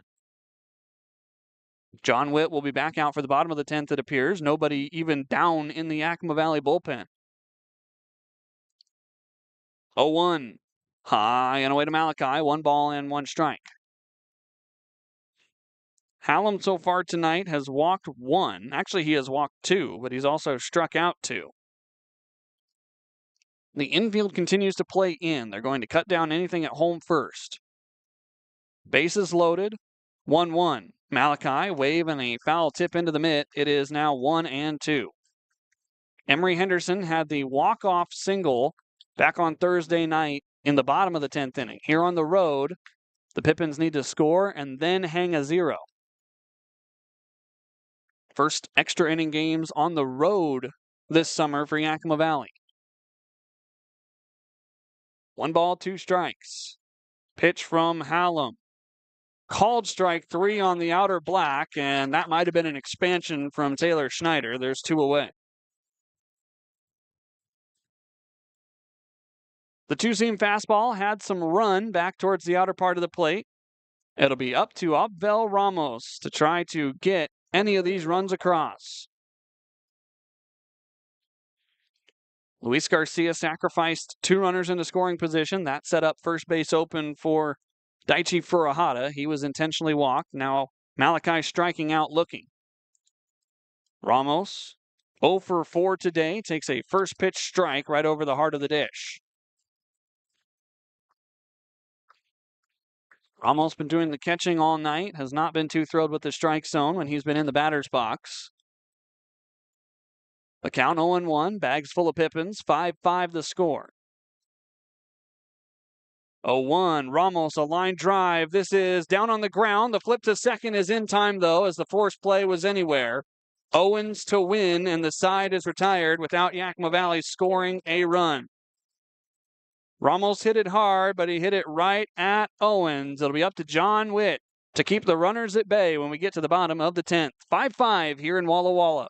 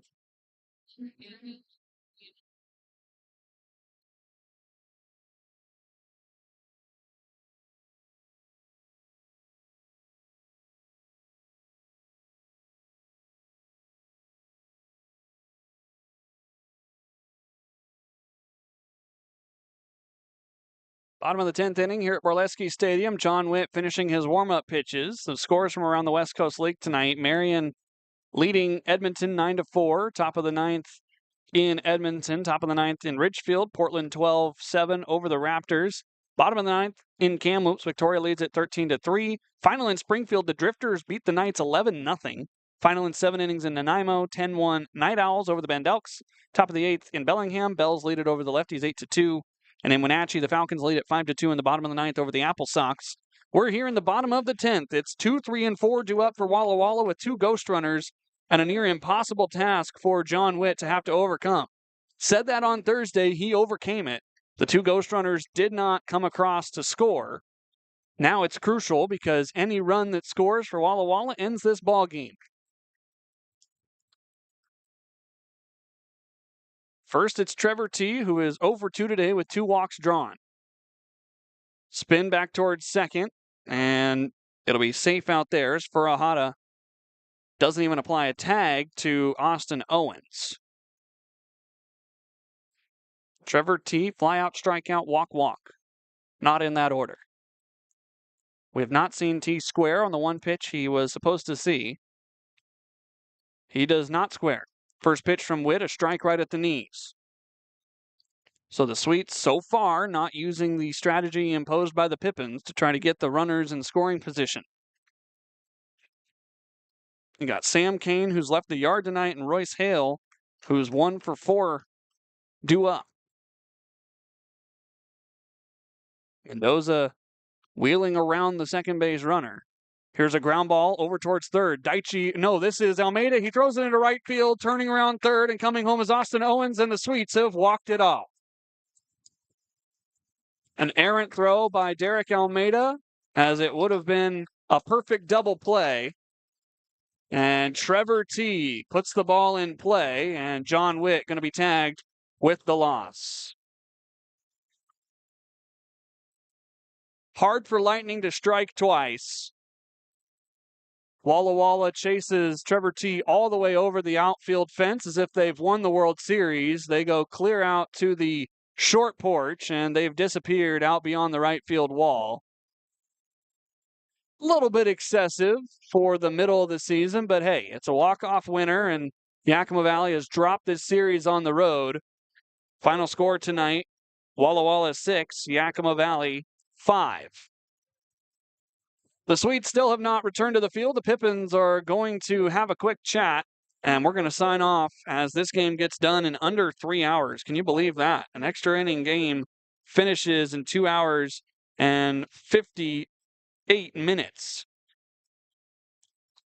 Well, we'll have to try again tomorrow. 6-5, the final score, as Yakima Valley could not, in the end, overcome the Walla Walla Sweets. It's a 6-5 victory for Walla Walla on a walk-off. Trevor T, the hero, as Derek Almeida threw one away at second base. I'm Harmon Johnsen, signing off tonight. Until tomorrow, the last game before the All-Star break, the Pippins going to try to snap a short 2-game losing streak. Until that time, stay safe. Have a wonderful rest of your evening wherever you may be. And we'll talk to you tomorrow at 6:05 p.m. for Game 3 between the Walla Walla Sweets and the Yakima Valley Pippins. Have a great night, everybody. Final score, Walla Walla 6, Yakima Valley 5. You've been listening to Pippins Baseball.